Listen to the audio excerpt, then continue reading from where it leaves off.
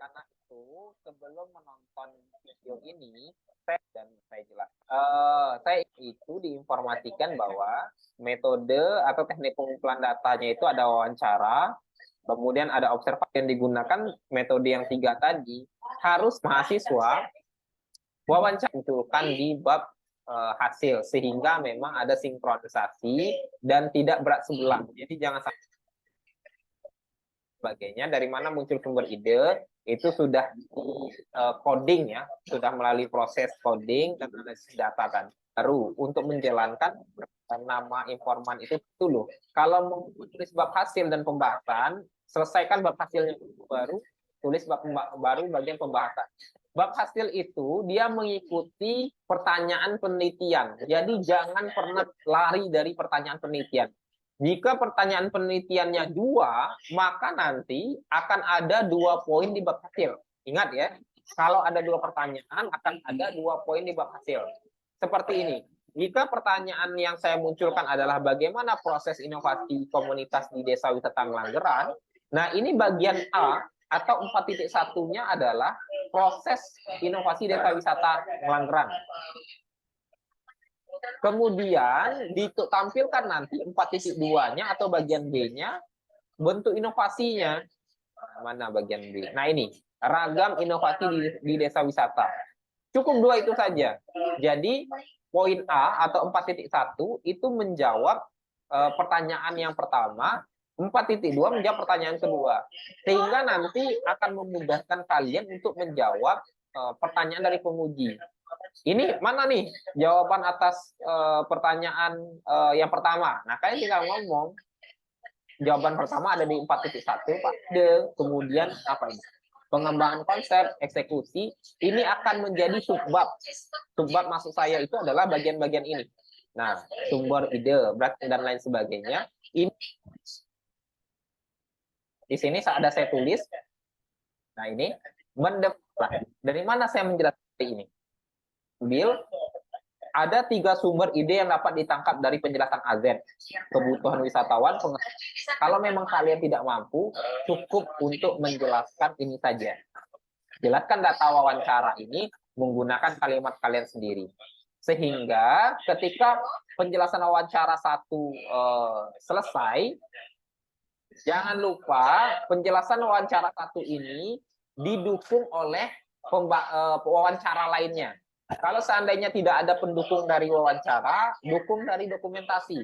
Kalau tidak ada dari dokumentasi, dukunglah kalimat wawancara ini dengan hasil observasi. Sehingga triangulasi data itu bisa dihasilkan. Nah, kalian kalau tidak paham tentang triangulasi, saya sarankan untuk menonton video saya yang ini. Nah, video yang ini ya, cepat memahami uji keabsahan data wawancara ini dengan hasil observasi. Sehingga triangulasi data itu bisa dihasilkan. Nah, kalian kalau tidak paham tentang triangulasi, saya sarankan untuk menonton video saya yang ini. Nah, video yang ini ya, cepat memahami uji keabsahan data kualitatif menggunakan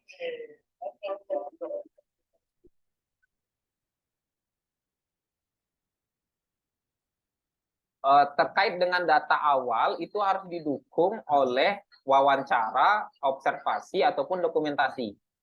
Pak, saya tidak punya dukungan atas wawancara misalnya, karena yang tahu informasi tersebut hanya 1 orang.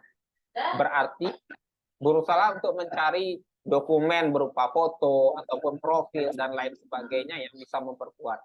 Nah, karena itu ini adalah bentuk dari dukungan atas penjelasan yang di awal tadi. Di sini kan dikatakan bahwa 3 sumber ide yang ditangkap ini saya bawa ke desa, tahu itu terhubung dengan penjelasan dari SG. Coba kita lanjutkan ya. Nah, kemudian sementara keindahan alam, apa bukti lihat bagian 2 pengalamannya. Wawancara itu apa? Menggunakan jika ini sudah dilakukan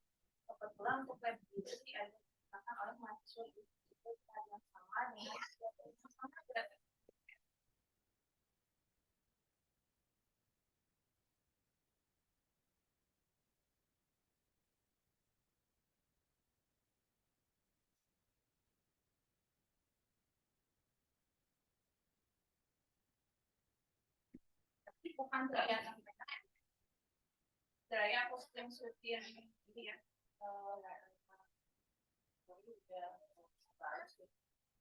Jadi dipakai di hari yang sama dengan kegiatan yang sama, berarti PKM juga sama, maka aku kan kegiatan PKM. Apa emang dipakai PKM? Maka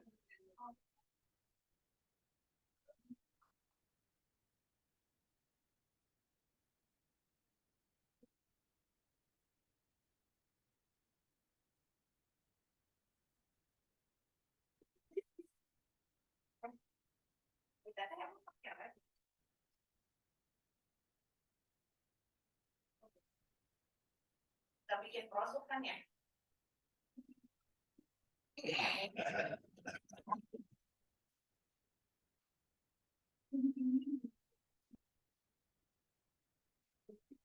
Oh, bukan PKM mahasiswa kan.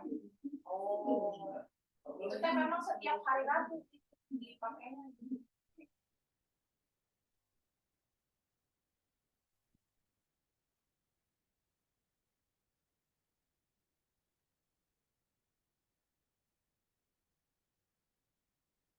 Oh iya, iya.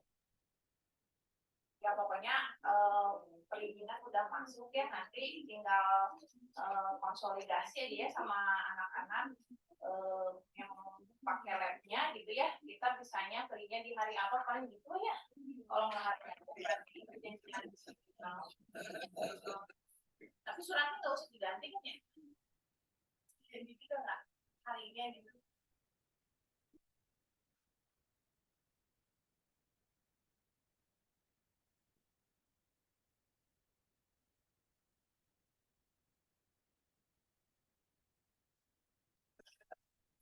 Ya paling edit tinggal harinya aja, itu hari Rabu misalnya hari Kamis. Nah, selanjutnya kita ke agenda yang pertama mungkin ya. Jadi kalian sudah membuat bab 1 sampai dengan bab 3 di sebelumnya. Nah, sekarang kalian diharuskan membuat bab 4 dan bab 5. Sebenarnya kalau menurut Bapak ya, penyusunan bab 4 bab 5 itu tidak sesulit menyusun bab 1 sampai bab 3. Jadi mudah-mudahan sih segera akan bisa selesai. Namun demikian bukan berarti tidak sulit sama sekali. Ada tingkat kesulitannya, cuma tingkat kesulitannya di bawah dalam penyusunan bab 1 sampai dengan bab 3. Itu ya. Nah, bab 4 itu sebenarnya berurutan dengan bab 1, 2, 3 juga. Jadi bab 1 itu diturunkan ke bab 2, bab 2 diturunkan juga ke bab 3 ya. Bab 1 juga diturunkan ke bab 3, bab 1 juga diturunkan ke bab 4. Jadi sebenarnya skripsi itu ataupun KTI itu beriringan. Tinggal kita harus menurunkan dari bab 1 ke bab 4. Tinggal kita menurunkan bab 1 ke bab 2 dan 3 gitu. Jadi harus beriringan dan juga harus konsisten. Jadi ketika bab 2-nya, bab 1-nya itu misalnya tujuannya itu terkait dengan bagaimanakah tindakan, maka hasilnya juga harus di bab itu ada tindakan gitu. Ada membahas tindakan. Makanya Bapak sebenarnya untuk yang di tujuan dan rumusan masalah itu sebenarnya menurut Bapak sih kurang gitu, kurang jumlahnya. Karena kalau menurut Bapak 1 itu minimal ada bagaimanakah kasusnya dulu kan. Bagaimana kasusnya dulu karena di bab 4 kalian akan menuliskan kan kasusnya. Ya, kasus dari pasien 1, kasus dari pasien 2. Ada kan namanya siapa. Jadi ada kekurangan tujuan. Jadi itu yang harus diperbaiki oleh kalian. Pertama, rumusan masalahnya itu harus ditambahkan. Jangan hanya bagaimanakah tindakan saja, tapi juga ada bagaimanakah kasus gitu ya. Kasus dan pengelolaan kasus mungkin ya, karena kan kalian ada ASKEP juga. Itu yang pertama. Lalu selanjutnya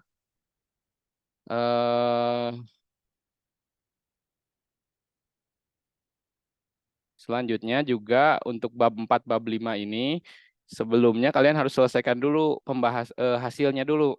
Nah, hasilnya kalian harus selesaikan, baru kalian bisa ke pembahasan. Jadi pembahasan itu dibuat setelah hasilnya itu benar gitu. Jadi maksudnya kalian jangan dulu konsulkan sebenarnya pembahasannya kalau hasilnya juga belum dikonsulkan. Jadi baiknya seperti itu, karena pembahasan itu kan mengikuti hasil. Kalau hasilnya sudah fix sebenarnya baru kita bahas.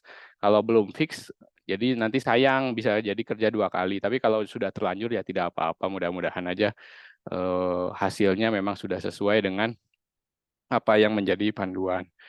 Lalu juga perlu Bapak ingatkan juga ya, yang sebenarnya menurut Bapak paling penting itu sebenarnya bukan laporan penelitian, tapi nanti adalah publikasi. Jadi pikirkan juga publikasi, segera susun juga dari sekarang publikasi manuskripnya agar nanti kalian bisa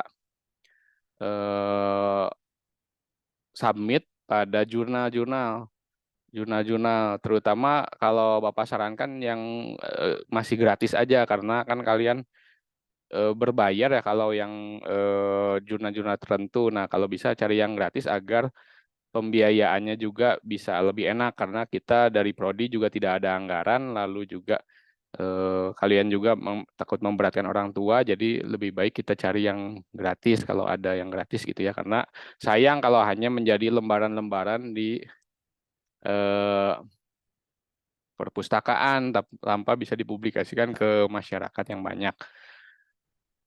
Nah, selanjutnya juga mungkin ada beberapa materi juga yang Bapak lihat barusan ya, dan cukup bagus ya. Nah, ada yang menurut Bapak sih masih banyak miss ya di Prodi ya, rata-rata dosen dan mahasiswa Prodi dalam memahami studi kasus. Itu salah satu bentuk atau pendekatan kualitatif ya, itu masih banyak yang salah sehingga penyajiannya seringkali memang masih kurang tepat gitu. Khususnya di bab 3 ya, ataupun di bab 4 awal lah. Tolong dibahas juga di sana bahwa pengambilan datanya itu memang bermacam-macam, jadi jangan terlalu singkat, mungkin ada wawancaranya, ada juga observasinya, diceritakan juga agak banyak wawancaranya tuh seperti apa, siapa aja yang diwawancarai, siapa saja yang diobservasi, apakah yang diwawancarai cuma cuma pasiennya, apakah keluarganya juga, apakah juga kader, misalnya itu dijelaskan mungkin ya. Terus juga apakah ada observasinya, apakah ada fotonya, itu bisa dilampirkan semua. Nah, termasuk juga wawancara itu sebenarnya harusnya direkam. Jadi mungkin Bapak juga agak lupa ya mengingatkan kemarin bahwa tolong rekam, baiknya itu rekam. Kalau kualitatif itu identik dengan adanya rekaman. Rekaman ya. Rekaman tersebut nanti dibuat secara manual maupun pakai voice note, itu diketik sebenarnya. Diketik menjadi transkrip namanya. Nah, dari transkrip tersebut menjadi tema-tema nanti. Tema-tema tersebutlah yang nanti dicantumkan ke dalam bab 4 kalian gitu. Misalnya kan kalian menanyakan terkait identitas pasien dan lain-lain. Nah, nanti temanya menjadi misalnya hasil pengkajian atau data informan atau data responden. Nah, bisa tertulisnya seperti itu judulnya. Nah, isinya di sana ya deskripsi-deskripsi terkait dengan respondennya gitu. Nah, lalu juga jadi seperti itu. Sebenarnya prosesnya itu nanti setelah diambil data, misalnya dengan wawancara, observasi, itu nanti dibentuk namanya transkrip dari hasil wawancara atau FGD. Disatukan lagi ke dalam reduksi data. Nah, reduksi data itulah yang menjadi nanti adalah tema dan tema-tema pada penelitian kalian gitu, direduksi menjadi suatu tema-tema yang sesuai dengan tujuan penelitian kalian gitu. Jadi tujuan kalian itu apa? Pertama mengetahui kasus, yang kedua juga mengetahui asuhan keperawatannya seperti apa, termasuk juga di dalamnya tindakan spesifik yang kalian jalankan gitu. Ya, tapi kalau misalnya sudah terlanjur ya sudahlah, tidak apa-apa. Itu hanya pembelajaran aja, jadi sebaiknya seharusnya itu seperti itu. Nah, lalu sebenarnya bisa dicatat aja juga bisa. Misalnya nama siapa kita catat, apa keluhannya kita catat bisa. Tapi kan kemungkinan untuk bisa tercatat semua itu akan sangat susah. Kenapa? Karena kan kecepatan berbicara itu akan lebih lambat dibandingkan kecepatan orang menulis gitu. Jadi saat kita hanya mengandalkan nulis tanpa direkam, nah itu akan sangat kemungkinan data itu bisa miss atau bisa salah ataupun bisa tidak lengkap gitu. Itu kelemahannya dari hanya menulis gitu. Nah, selanjutnya ya. Jadi Bapak simpulkan terlebih dahulu. Jadi menurut Bapak rumusan masalah kalian tuh harus ditambah. Jadi jangan cuma satu. Dan juga termasuk juga tujuan itu harus ditambah, jangan cuma satu. Karena kalau rumusan masalah dan tujuan itu diturunkan ke subbab dari bab 4. Kalau rumusan masalahnya tujuannya cuma satu, maka subbabnya itu harusnya apa? Tindakan keperawatan. Sementara kalian kan bukan hanya membahas tindakan, tapi juga ada kasusnya, ada juga misalnya askepnya, diagnosanya gitu ya. Gitu ya. Baru ada tindakannya dan evaluasinya di sana, implementasinya apa di sana gitu. Jadi bukan hanya tindakan, tapi juga ada kasusnya. Jadi menurut Bapak, bagaimanakah kasus bla bla bla bla bla. Lalu yang kedua, bagaimanakah tindakan bla bla bla bla. Bagusnya lagi sebenarnya ada satu lagi, yaitu bagaimanakah asuhan keperawatan pada kasus titik titik titik titik. Jadi jawabannya nanti kan terjawab dengan hasil pengkajian. Subbabnya itu nanti di hasil penelitian di bab 4-nya, hasil penelitian nama subbabnya. Nanti di bawahnya lagi, subbabnya lagi, itu adalah satu informasi pasien atau hasil pengkajian. Lalu juga perencanaan asuhan keperawatan, itu terdiri dari diagnosa dan juga tujuan dan juga rencana intervensi. Lalu yang ketiga adalah implementasi dan evaluasi. Jadi subbabnya ada 3 nanti, implementasi dan evaluasi. Gitu. Kalau menurut Bapak sih seperti itu. Sementara kalian masih disatukan ya, dan isinya juga macam-macam. Di situ ada kasus dan lain-lainnya. Jadi pendekatannya lebih baik, penyajiannya dalam bentuk hasil pengkajian dari hasil askep gitu ya, dari mulai pengkajian sampai dengan evaluasi untuk di bab 4. Sekaligus nanti pembahasannya juga seperti itu. Dari kasusnya nanti dibahas, lalu juga dari perencanaannya juga dibahas, sekaligus yang paling penting itu pembahasannya, yang paling penting adalah pembahasan implementasi dan evaluasi dari tindakan yang spesifik yang kalian lakukan tersebut gitu. Ya. Sampai di sini ada pertanyaan terlebih dahulu.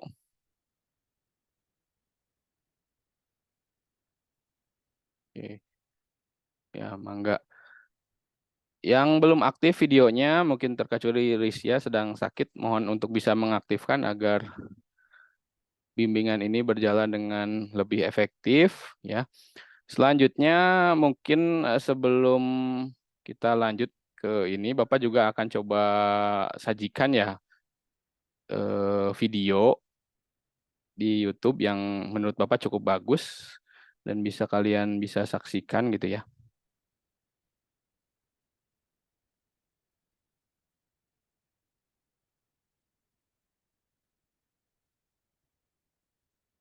Sebentar, itunya lupa Bapak centang.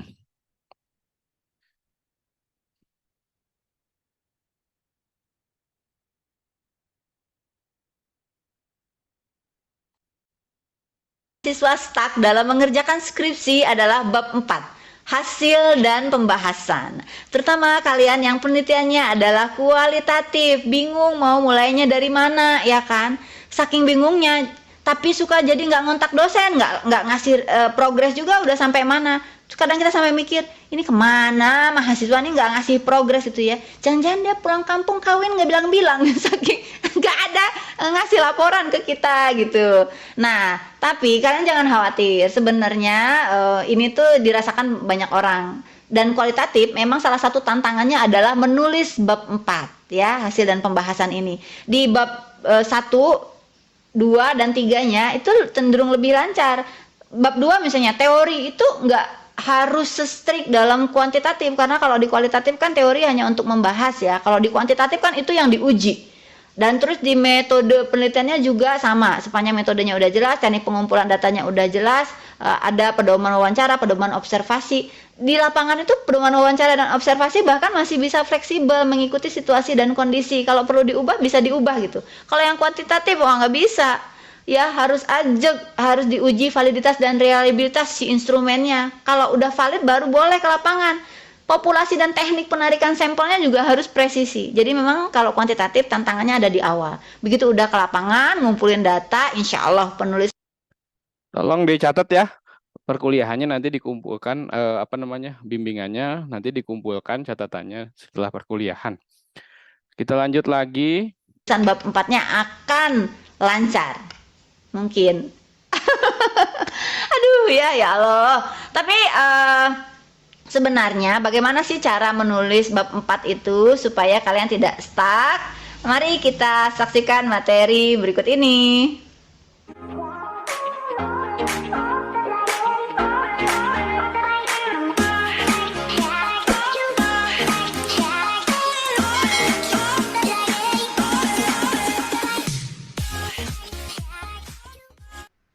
Oke, sebelum membahas bagaimana cara menulis bab 4 penelitian kualitatif ini, kita ambil satu contoh ya untuk nanti kita bahas.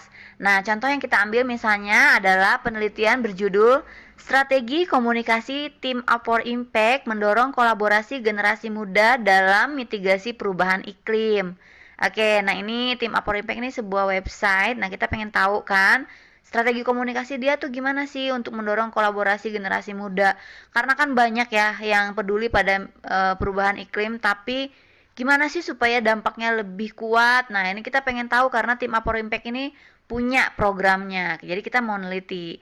Oke, nah dari berbagai referensi dan diskusi dengan pembimbing akhirnya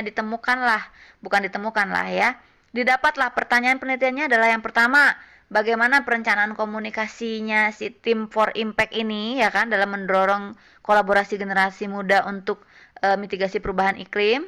Terus yang kedua, bagaimana pengorganisasian sumber daya komunikasinya. Yang ketiga, bagaimana implementasi komunikasinya. Dan yang keempat, bagaimana evaluasi komunikasinya gitu. By the way, mampir ya ke websitenya Team Up for Impact dan lakukan challenge-nya di sana untuk kita ngasih sumbangsih terhadap kelestarian lingkungan kita dan mitigasi perubahan iklim. Oke? Lanjut. Oke, metode kualitatif itu terkenal akan ciri khasnya yaitu thick description atau hasil yang tebal. Tapi jangan khawatir, don't worry, be happy jangan ya. Don't worry ya, pokoknya tebal tipis itu relatif saudara-saudara. Jadi jangan terlalu difikirkan. Yang penting ngetik aja dulu. Ingat, ngetik aja dulu apa yang bisa diketik. Jangan pikirin jumlah halaman dan lain-lain. Nanti kalau terasa kurangnya baru ditambahkan. Atau kalau terasa terlalu tebal bisa dikurangi. Kadang ada dosen pembimbing yang minta dikurangin halamannya malahan.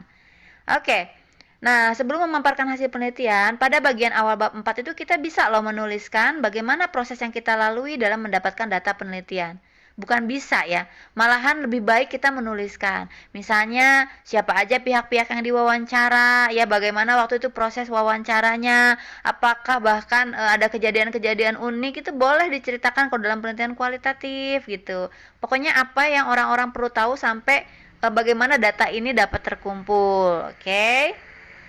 Nah, selanjutnya baru tuh kita masuk ke hasil penelitian. Dalam menyusun hasil penelitian, berikut ini ya langkah-langkahnya.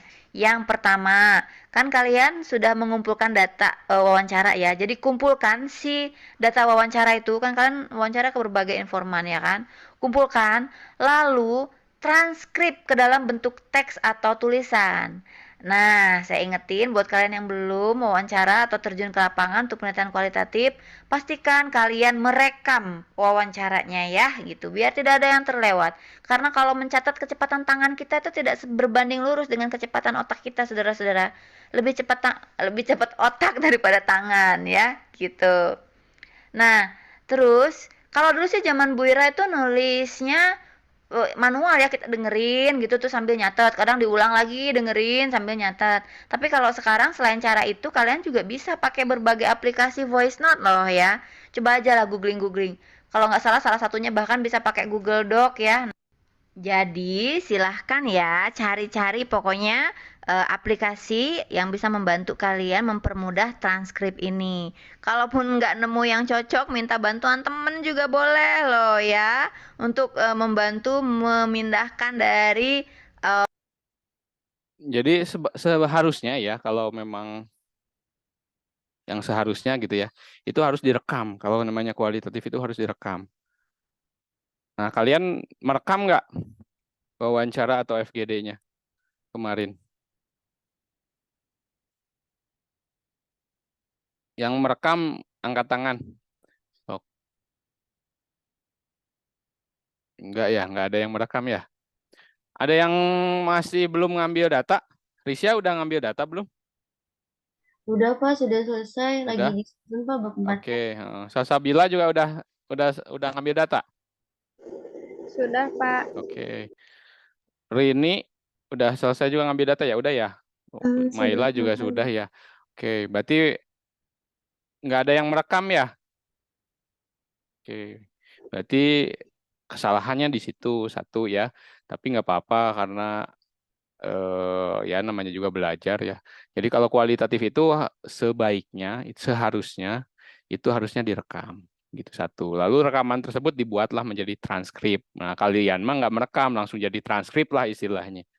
Tapi kelemahannya kalau langsung jadi transkrip seperti itu, kalian langsung tulis di situ hasil pengkajiannya, itu punya kelemahan, yaitu tidak mungkin bisa jadi tidak lengkap gitu. Tapi tidak apa-apa. Nanti kalau ada penelitian kualitatif lagi, kalian baiknya merekam lalu membuat transkrip. Jangan langsung ke transkrip atau mencatat secara langsung, tapi juga dibuat rekaman terlebih dahulu seperti itu. Nah, lanjut lagi ke yang tadi ya, video yang tadi.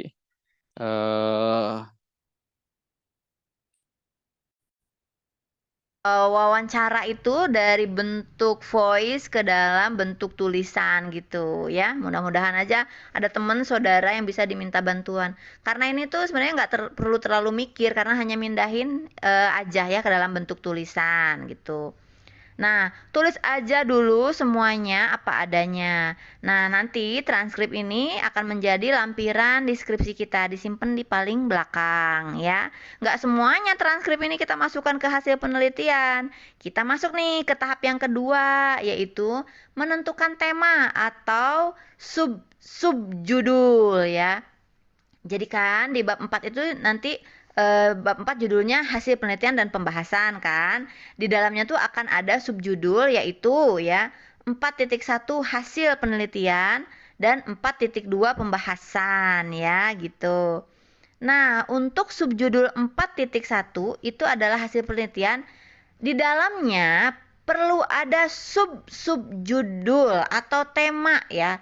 Nah, gimana caranya kita menemukan subjudul ini yang akan membantu kita menuliskan hasil penelitian? Tipsnya adalah jadikanlah inti pertanyaan penelitian sebagai subjudul. Nah, kalau kita kembali lagi ke contoh penelitian kita ya tadi ya. Jadi dalam contoh ini kita akan punya 4 subjudul hasil penelitian. Oke, masih ingat kan penelitian kita judulnya adalah yang tadi sebagai contoh strategi komunikasi Team Up for Impact mendorong kolaborasi generasi muda dalam mitigasi perubahan iklim. Nah, ada 4 poin yang ditanyakan. Inti pertanyaannya itulah yang jadi tema kita. Yang pertama adalah perencanaan komunikasinya. Yang kedua, pengorganisasian sumber daya komunikasi. Yang ketiga, implementasi komunikasi. Dan yang keempat, evaluasi komunikasi. Gitu. Jadi kita udah punya ya 4 tema atau 4 subjudul. Jadi kalau melihat ini ya sumber ini, bahwa antara tujuan penelitian di bab 1 sama subjudul di bab 4 itu harus konsisten.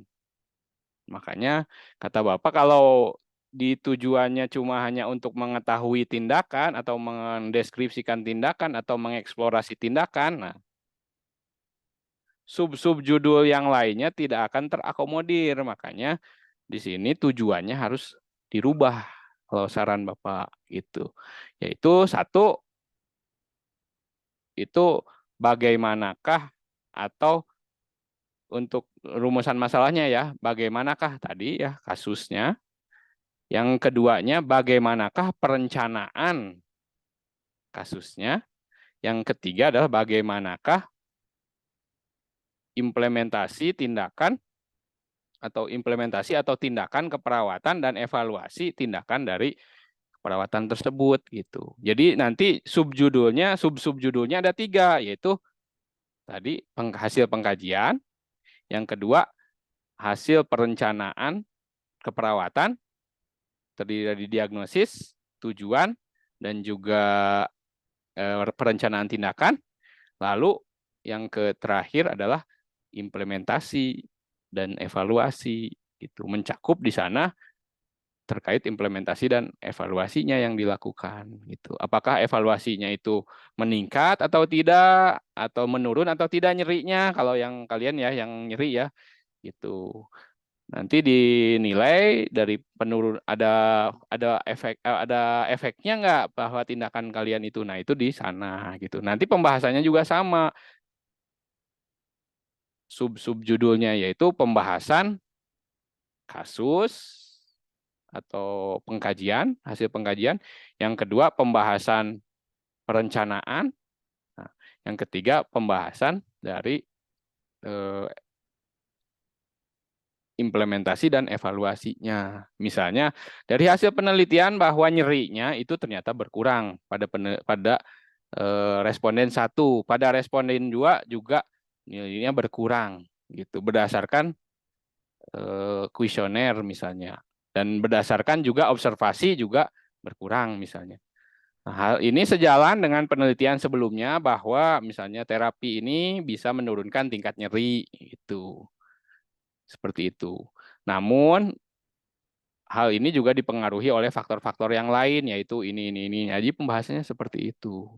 Maka direkomendasikan untuk bisa misalnya terapi ini diterapkan pada pasien-pasien yang menderita penyakit ini. Seperti itu.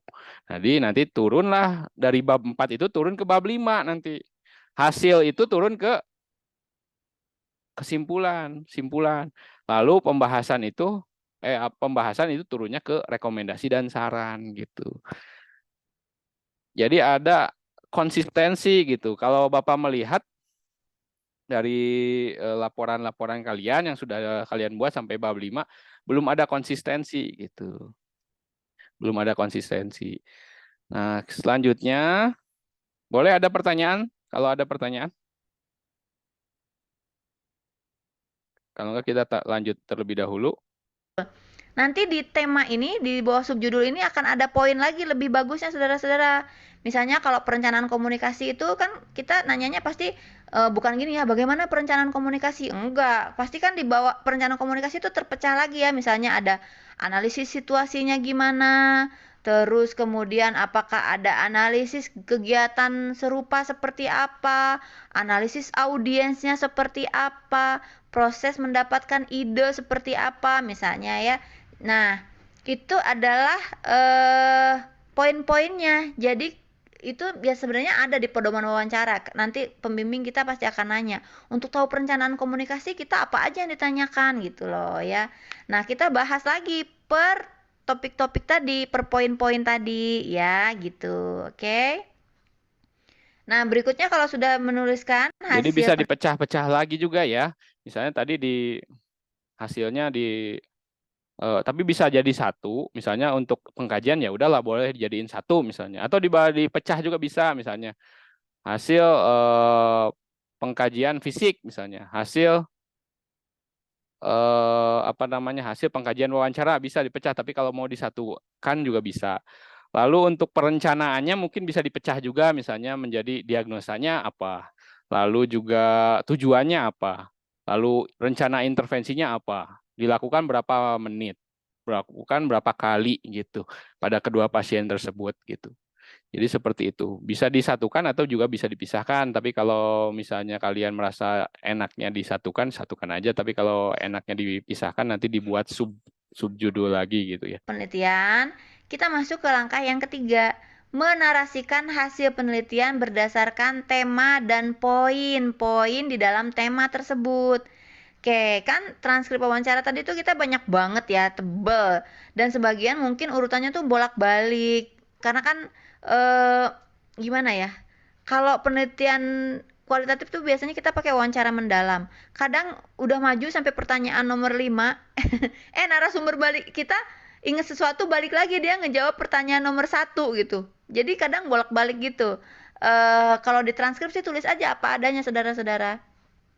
Dan karena memang sifat wawancara mendalam itu kan mengalir. Demikian juga dengan observasi. Biasanya apa yang kita tulis dari hasil pengamatan kita itu belum terstruktur dan rapi. Kita hanya mencatat apa yang kita amati, tapi belum terstruktur secara rapi. Nah, kita pilah-pilah tuh si data yang belum rapi itu dan diambil, dimasukkan sesuai dengan subtema hasil penelitian gitu loh. Pokoknya kita sisir ya setiap informan itu dari awal sampai akhir hasil wawancara, hasil observasi, bagian yang dia omongin ini tuh masuknya ke tema yang mana? Hasil observasi yang menunjukkan ini tuh masuknya ke tema yang mana? Ke poin yang mana gitu loh, ya. Nah, jadi ini kalau kita pakai teknik manual, pokoknya dikasih aja sama kita kode, oh ini masuk ke sini, oh itu masuk ke sana. Pokoknya sampai dari awal sampai akhir tuh semua udah kemasukin ke dalam subtema dan poin tersebut, ya, subjudul dan poin. Nah, itu kalau manual. Sebenarnya saat ini ada banyak penelitian kualitatif yang analisis datanya tuh menggunakan software ya, ada misalnya NVivo, Atlas dan lain-lain. Tapi sebenarnya kalau dalam prinsip penulisan bab 4-nya mah sama aja ya.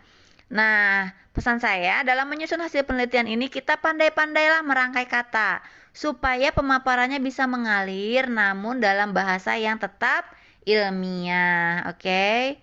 Nah, baru berikutnya tahap yang keempat adalah menginterpretasikan dengan menggunakan. Nah, untuk yang barusan itu udah Bapak lihat yang sudah mengirimkan, dalam hal ini Maila dan ini sudah tepat ya dideskripsikan. Jadi jangan semuanya dimasukkan hasil pengkajiannya dalam format pengkajian. Ibaratkanlah transkrip itu format pengkajian yang kalian isi lah, anggap itu. Nah, jangan dimasukkan semua di bab 4, tapi dipilih-pilih. Mana yang paling penting datanya. Nah, kalian baru narasikan, ceritakan. Misalnya responden 1 atau klien 1 kalian tulisnya seperti itu. Atau hasil pengkajian klien 1 misalnya klien berusia berapa tahun, menderita penyakit ini, tekanan darahnya seperti ini, mengeluhkan nyeri pada lututnya, misalnya seperti itu. Jadi diceritakan hal-hal data-data yang sangat signifikan, sangat penting. Baik itu terutama data-data yang abnormal kan. Tapi selain itu ada data-data normal juga yang mungkin bisa mendukung di fase-fase selanjutnya, yaitu diagnosis dan juga perencanaan intervensinya gitu. Jadi jangan semuanya yang hasil pengkajiannya nanti dilampirkan saja. Yang sebaiknya lagi selain hasil pengkajian, sebenarnya hasil transkripnya itu juga dilampirkan di lampiran. Untuk di bab 4-nya hanya deskripsi-deskripsi yang penting saja gitu ya. Kajian pustaka atau bab 2 kalian ya. Jadi, sesudah dipaparkan hasilnya dalam sub-subjudul dan poin-poin, maka langkah berikutnya kita adalah melakukan interpretasi untuk membahas hasil yang sudah dipaparkan itu. Jangan jangan bingung, jangan bimbang. Pokoknya dalam menginterpretasi dan membahas itu, kita tuh nggak perlu mengarang indah. Kita nggak perlu menggunakan 100% murni pemikiran yang ada dalam otak kita, tambah sepak nanti ya. Jadi, kita gunakan apa yang udah kita masukkan di bab 2 itu. Itu fungsinya bab 2. Jadi dia tuh bukan cuma mejeng deskripsi kita. Apa yang ada di bab 2 ambil lagi untuk membahas hasil penelitian. Di pembahasan itu juga disebutin nanti ini sumbernya, siapa namanya, tahun ya. Pokoknya disitasi lagi apa yang ada di bab 2 itu gitu loh. Jadi kebanyakan gitu ya. Kalian itu dalam pembahasan nggak ada melibatkan bab 2, padahal gunanya bab 2 itu untuk membahas ya. Ingat, gunakan bab 2 untuk membahas ya. Nah, selanjutnya untuk penelitian kualitatif saya berpesan akan menjadi lebih baik. Nah, jadi ya, nanti setelah kalian buat hasilnya berdasarkan deskripsi tadi ya, berdasarkan tujuan yang 3 itu, saran Bapak 3 itu ya. Nanti sub pokok bahasanya, subbabnya. Nah, setelah itu kalian kan lakukan pembahasan. Nah, pembahasannya itu nggak usah jauh-jauh kemana-mana dulu, gunakan aja dulu yang ada di bab 2 dibandingkan dengan hasil kalian. Ya, hasil atau bab 4 kalian yang di atasnya. Dibandingkan bab 4-nya misalnya dipaparkan lalu dibandingkan dengan ada di bab 4. Bab 2. Misalnya kayak gini. Berdasarkan hasil penelitian bahwa tingkat nyeri itu menurun. Nah, hal ini sejalan dengan penelitian-penelitian sebelumnya yang sudah dipaparkan sebenarnya di bab 2 gitu. Bahwa dengan terapi ini maka akan bisa menurunkan nyeri. Nah, kurang lebih seperti itu. Gitu. Selain itu juga misalnya faktor resiko. Ya kan hasil itu kadang-kadang tidak menggembirakan. Jadi jangan sampai kalian manipulatif juga. Misalnya hasilnya ternyata nggak turun nyerinya. Bilang aja nggak turun gitu. Karena percuma aja kalau penelitian manipulatif ya berarti bukan penelitian. Kalau memang manipulatif seperti itu ya hasil penelitian kalian tidak bisa dipercaya gitu. Jadi apa adanya aja, kalau memang tidak ada penurunan nyeri ya sampaikan tidak ada penurunan nyeri. Nah, itu lebih bagus dibandingkan kalian memaparkan dengan manipulatif, karena bisa aja tindakan kalian itu memang tidak efektif karena apa? Karena faktor yang lain. Nah, itu bisa misalnya jadi hasil penelitian bahwa terapi yang dilakukan pada 2 pasien ini ternyata tidak menyebabkan penurunan nyeri, cenderung sama saja, jadi tidak berpengaruh lah. Nah, hal ini tidak sejalan dengan penelitian sebelumnya di bab 2, bahwa terapi ini efektif untuk menurunkan nyeri. Nah, hanya saja kalian harus juga jelaskan bahwa hal ini kemungkinan disebabkan karena ini. Karena menurut penelitian ada di bab 2 juga, bahwa faktor resiko nyeri itu ada banyak. Nah, selain juga ada terapi ini, ada faktor resiko yang lain yang masih ada pada pasien sehingga nyerinya tidak berkurang, misalnya seperti itu. Jadi boleh kalian, jadi lebih baik tidak manipulatif tapi hasilnya kurang baik ya, tidak sesuai dengan teori, itu lebih baik dibandingkan kalian manipulatif. Karena manipulatif itu ya itu jadi akhirnya sia-sia hasil kalian, penelitian kalian kalau kalian pada akhirnya jadi manipulatif, nggak sesuai dengan kenyataan yang ada di lapangan gitu. Jadi kebenaran itu harus dipertahankan meskipun itu berbeda dengan orang kebanyakan. Meskipun berbeda dengan buku, meskipun berbeda dengan teori. Jadi kebenaran tetap harus dipertahankan. Nah, selanjutnya. Lebih bernilai, lebih nyaman, lebih asik kalau kalian dapat membangun model, gambar, pola, tabel, atau apapun yang menyederhanakan atau mempermudah orang memahami naskah narasi yang udah kita tulis panjang itu ya kan ya. Jadi kita sederhanakan sehingga orang lain itu dengan melihat gambar jadi paham dengan lebih cepat begitu ya. Nah, untuk yang terakhir ini bisa pilihan sih. Kalau di studi kasus kemungkinan sih nggak begitu. Bapak lihat sih di publikasi-publikasinya nggak begitu banyak juga divisualisasikan. Tapi kalau untuk penelitian yang lain seperti fenomenologi, penelitian kualitatif lain yang bentuknya yang lain, misalnya fenomenologi ataupun yang lainnya lah, Bapak juga agak sedikit lupa karena banyak banget.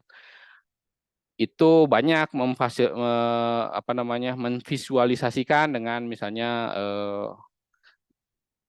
gambar-gambar, bagan-bagan gitu. Tapi untuk studi kasus sih jarang sih untuk divisualisasikan. Terus untuk studi kualitatif lain juga itu seringkali menyajikan langsung kalimat-kalimat langsung.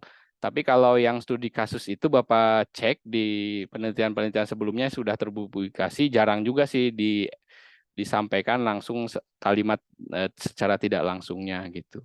Kalimat langsungnya gitu ya. Oke. Sampai di sini ada pertanyaan?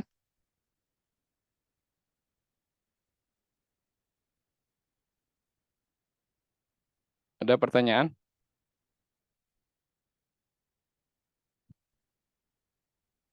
Belum ada? Oke, selanjutnya kalau belum ada, nanti kalau ada pertanyaan bisa langsung raise hand ya. Nanti disampaikan saja. Nah, ini Bapak akan coba perlihatkan ya. Penelitian mahasiswa.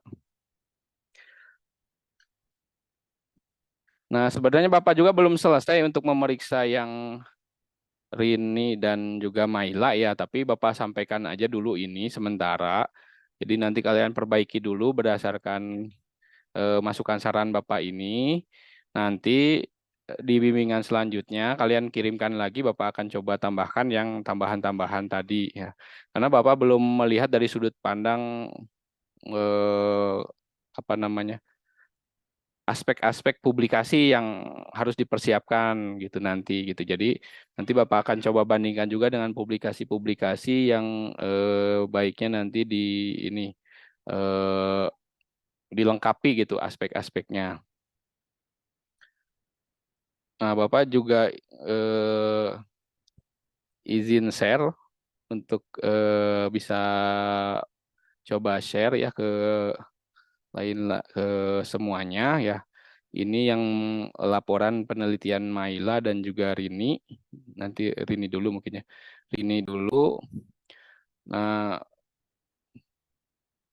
karena Rini itu ada perubahan ya, perubahan judul ya sedikit ya. Mungkin perlu kalian ketahui, teman-teman yang lain ketahui.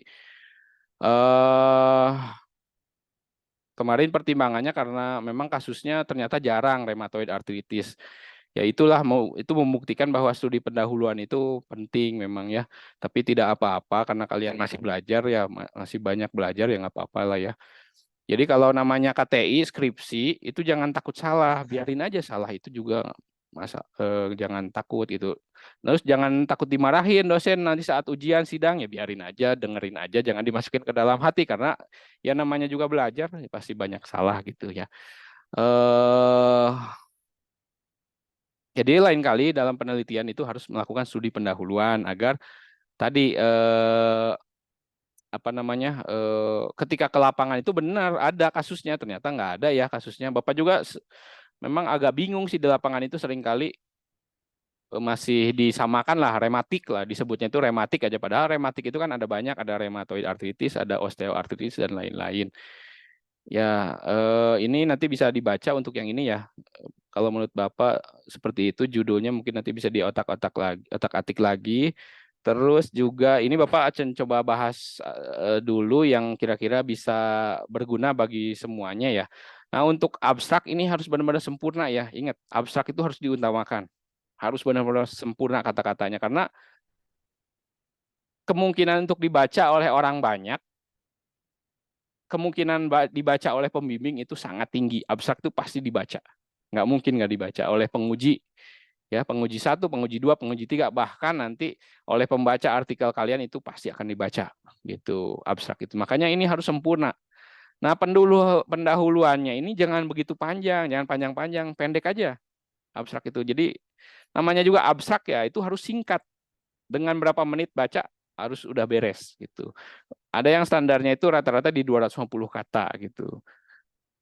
Sebenarnya tapi bukan menjadi acuan ya bisa lebih juga sebenarnya dari 250 kata asal memang penting untuk disampaikan gitu. Atau 250 kata tapi terlalu bertele-tele itu juga salah gitu. Nah, biasanya untuk yang bagian latar belakangnya ini sangat singkat, biasanya dua maksimal 3 kalimat lah. Dan itu maksimal di 3 baris lah, maksimal 3 baris gitu, nggak panjang, nggak terlalu panjang. Lalu paparkan ini udah benar nih. Paparkan tujuan setelah ini ya. Lalu setelah itu metode. Ingat kalau abstrak itu biasanya teori yang dipegang oleh dosen-dosen ataupun peneliti di Indonesia itu adalah IMRAD disebutnya. IMRAD introduction, method, result, analisis sama diskusi. Diskusi itu bisa jadi rekomendasi ya. Diskusi itu bisa jadi rekomendasi karena hasil dari diskusi atau pembahasan itu adalah rekomendasi. Jadi langsung Anda paparkan aja rekomendasinya.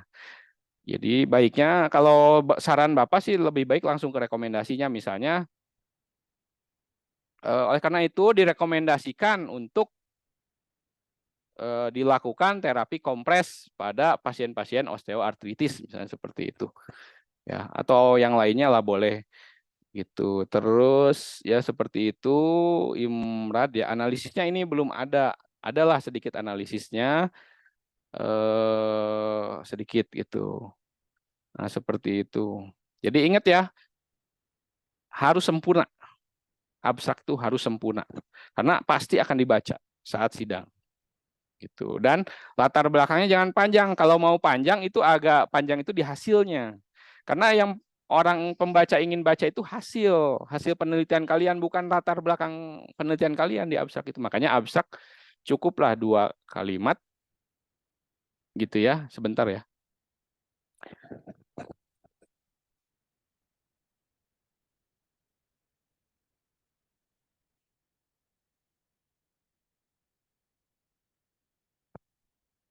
Jadi nggak usah banyak-banyak ya latar belakangnya. Pokoknya seindah mungkin lah, karena itu pasti akan dibaca oleh banyak orang. Nah, lalu oke, itu ya. Nah, ini juga ada perbaikan-perbaikan dari Bapak. Nanti Bapak kirimkan filenya. Tapi Bapak lewat saja. Yang paling penting untuk diketahui semua. Nah, ini rumusan masalahnya menurut Bapak ya. Memperhatikan juga buku-buku. Lalu juga dulu ingat Bapak ya diajarkan seperti apa. Pemahaman Bapak juga gitu ya. Terus juga tadi ya dari video-video. Baik itu dari Ibu Ira tadi ya. Sama Ibu yang lainnya tadi ada juga Bapak kirimkan. Nah, itu baiknya rumusan masalahnya itu harus konsisten dengan apa namanya?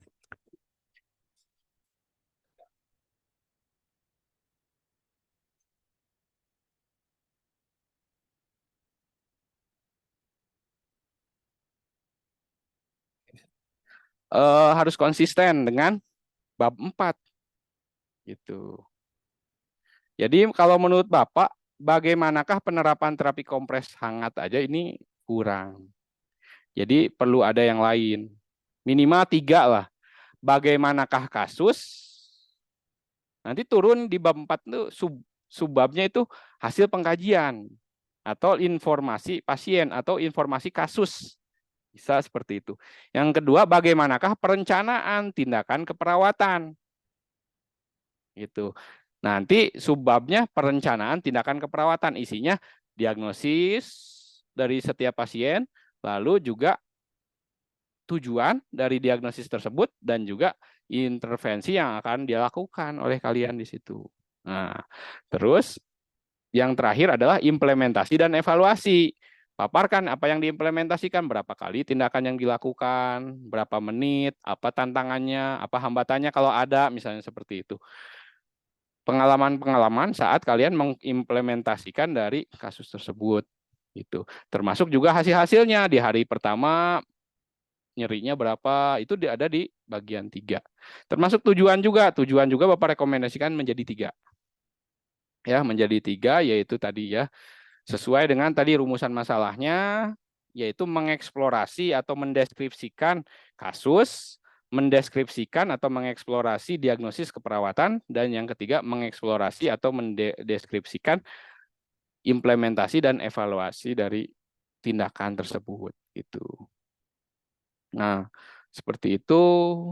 Nah, bab 2 ini jangan nggak digunakan. Bab 2 ini nanti digunakan di bab 4 di bagian pembahasan. Jadi pembahasan itu adalah membandingkan hasil dengan bab 2 kalian.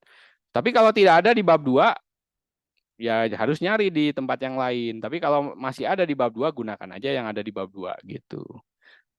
Nanti hasilnya dibandingkan dengan faktor-faktor yang mempengaruhi nyeri, faktor-faktor yang lainnya, lalu juga pengaruh terapi pada pada pasien gitu. Seperti itu. Nah, selanjutnya kita lewat aja karena ini sudah banyak bahas ya. Nah, di metode penelitian ini juga Bapak masih ada masukan, tapi Bapak lewat saja. Nah, di metode uji keabsahan data ini masih terlalu kuantitatif gitu. Jadi kalau baiknya dimasukkan triangulasinya. Metode uji keabsahan kualitatifnya itu harus masuk gitu. Bapak rasa ini di bab 3 kalian tuh masih kurang gitu. Masih ke arah kuantitatifnya yang lebih kuat, sedangkan kualitatifnya itu kurang. Ya. Metode uji keabsahan data ini baca lagi pokoknya. Baca lagi karena harus kalau nggak baca nggak akan bisa mengerjakan bagaimana apa namanya seharusnya gitu. Seperti triangulasi. Jadi validitas reliabilitas pada kualitatif itu dilakukan dengan cara triangulasi. Triangulasi itu apa? Membandingkan data wawancara dengan wawancara yang lain, dibandingkan juga dengan data observasi, dibandingkan juga dengan data sekunder atau data dokumen-dokumen yang sudah ada sebelumnya, dan juga dilakukan berkali-kali. Jadi sudah saat kalian laporan penelitian itu udah jadi, misalnya Maila dan Rini udah jadi itu laporan penelitiannya.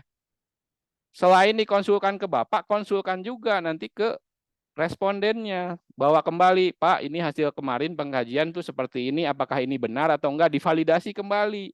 Apakah itu benar atau salah? Kalau salah kan nanti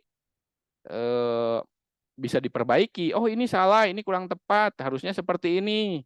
Ini salah dengar mungkin, kamu salah dengar mungkin, harusnya yang kayak saya paparkan itu seperti ini. Nah, jadi harus divalidasi kembali. Itu salah satu untuk menjaga uji keabsahan data gitu.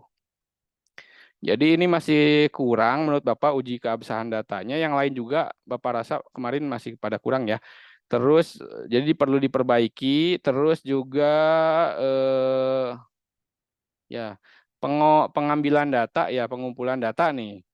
Ya, pengumpulan data ini hanya terlalu sedikit gitu yang memaparkan terkait wawancara, observasi, pengkajian fisik. Siapa yang diwawancarai itu perlu dipaparkan. Ya, diwawancarai itu apakah pasiennya aja, apakah keluarganya, apakah semuanya, lalu apa aja yang diobservasi itu perlu ini gitu ya dipaparkan. Lalu apakah ada FGD juga? Nah, tuliskan juga FGD. Kapan FGD-nya dilakukan, termasuk juga tanggal, waktu, tempat di mana, itu harus dipaparkan lebih jelas pengumpulan datanya. Yang kualitatifnya jangan terlalu ini kan hanya satu baris nih. Nah, ini terlalu singkat untuk pengambilan data kualitatifnya itu sangat terlalu singkat gitu. Nah, terus juga di sini nih bisa dipaparkan terlebih dahulu sebelum hasil penelitian, mungkin dipaparkan terlebih dahulu. Tadi ya sebagaimana yang dipaparkan oleh Ibu pembicara tadi ya, bisa dipaparkan dulu proses pengambilan datanya, atau kalaupun tidak juga tidak apa-apa, nanti kalian bisa masukkan pengumpulan datanya itu di bab 3 aja bisa. Ada yang seperti itu, ada juga yang dipaparkan di sini. Kalau Bapak sih sebenarnya lebih di bab 3 aja dipaparkan lebih rinci. Pengumpulan datanya lebih rinci. Pengumpulan data dikumpulkan pada hari ini yaitu dengan wawancara. Wawancaranya adalah ibu ini gitu. Lalu kendalanya apa di sana, terus juga ada dilakukan FGD, di mana dilakukannya FGD-nya, bagaimana kondisinya FGD-nya gitu seperti itu. Lalu apa aja yang diobservasi, apa aja yang diobservasi oleh kalian dan lain-lain gitu. Itu ada di bab 3. Kalau mau langsung ke hasil penelitian juga boleh. Tapi kalau menurut si ibu itu bisa di atas ini. Kalau kita sepakati aja lah langsung masuk ke bab 3 aja lah kalau berbau-bau terkait pengambilan data, pengumpulan data dan analisis data itu masuk aja ke bab 3. Untuk bab 4 benar-benar fokus ke hasil penelitian dan juga pembahasan. Nah, ini bisa gambaran lokasi studi kasus boleh ya. Tapi kalau mengikuti itu tidak perlu ya. Ini masuknya ke bab 2 aja. Ya, ini masuknya ke bab 3 aja ya. Jadi nggak usah aja lah. Kita ikutin aja full yang dari Bu Ira tadi untuk yang ini. Nggak usah ada gambaran lokasi studi. Ini kan udah ada di bab 3. Ya, jadi nggak perlu mungkin ya. Tapi mungkin perlu dipaparkan lebih rinci seperti rinci ini. Terus juga ini juga ada di bab 3, jadi nggak perlu. Langsung aja ke tujuannya karakteristik pasiennya misalnya karakteristik pasien atau kasus lah. Jangan karakteristik, mungkin kasus.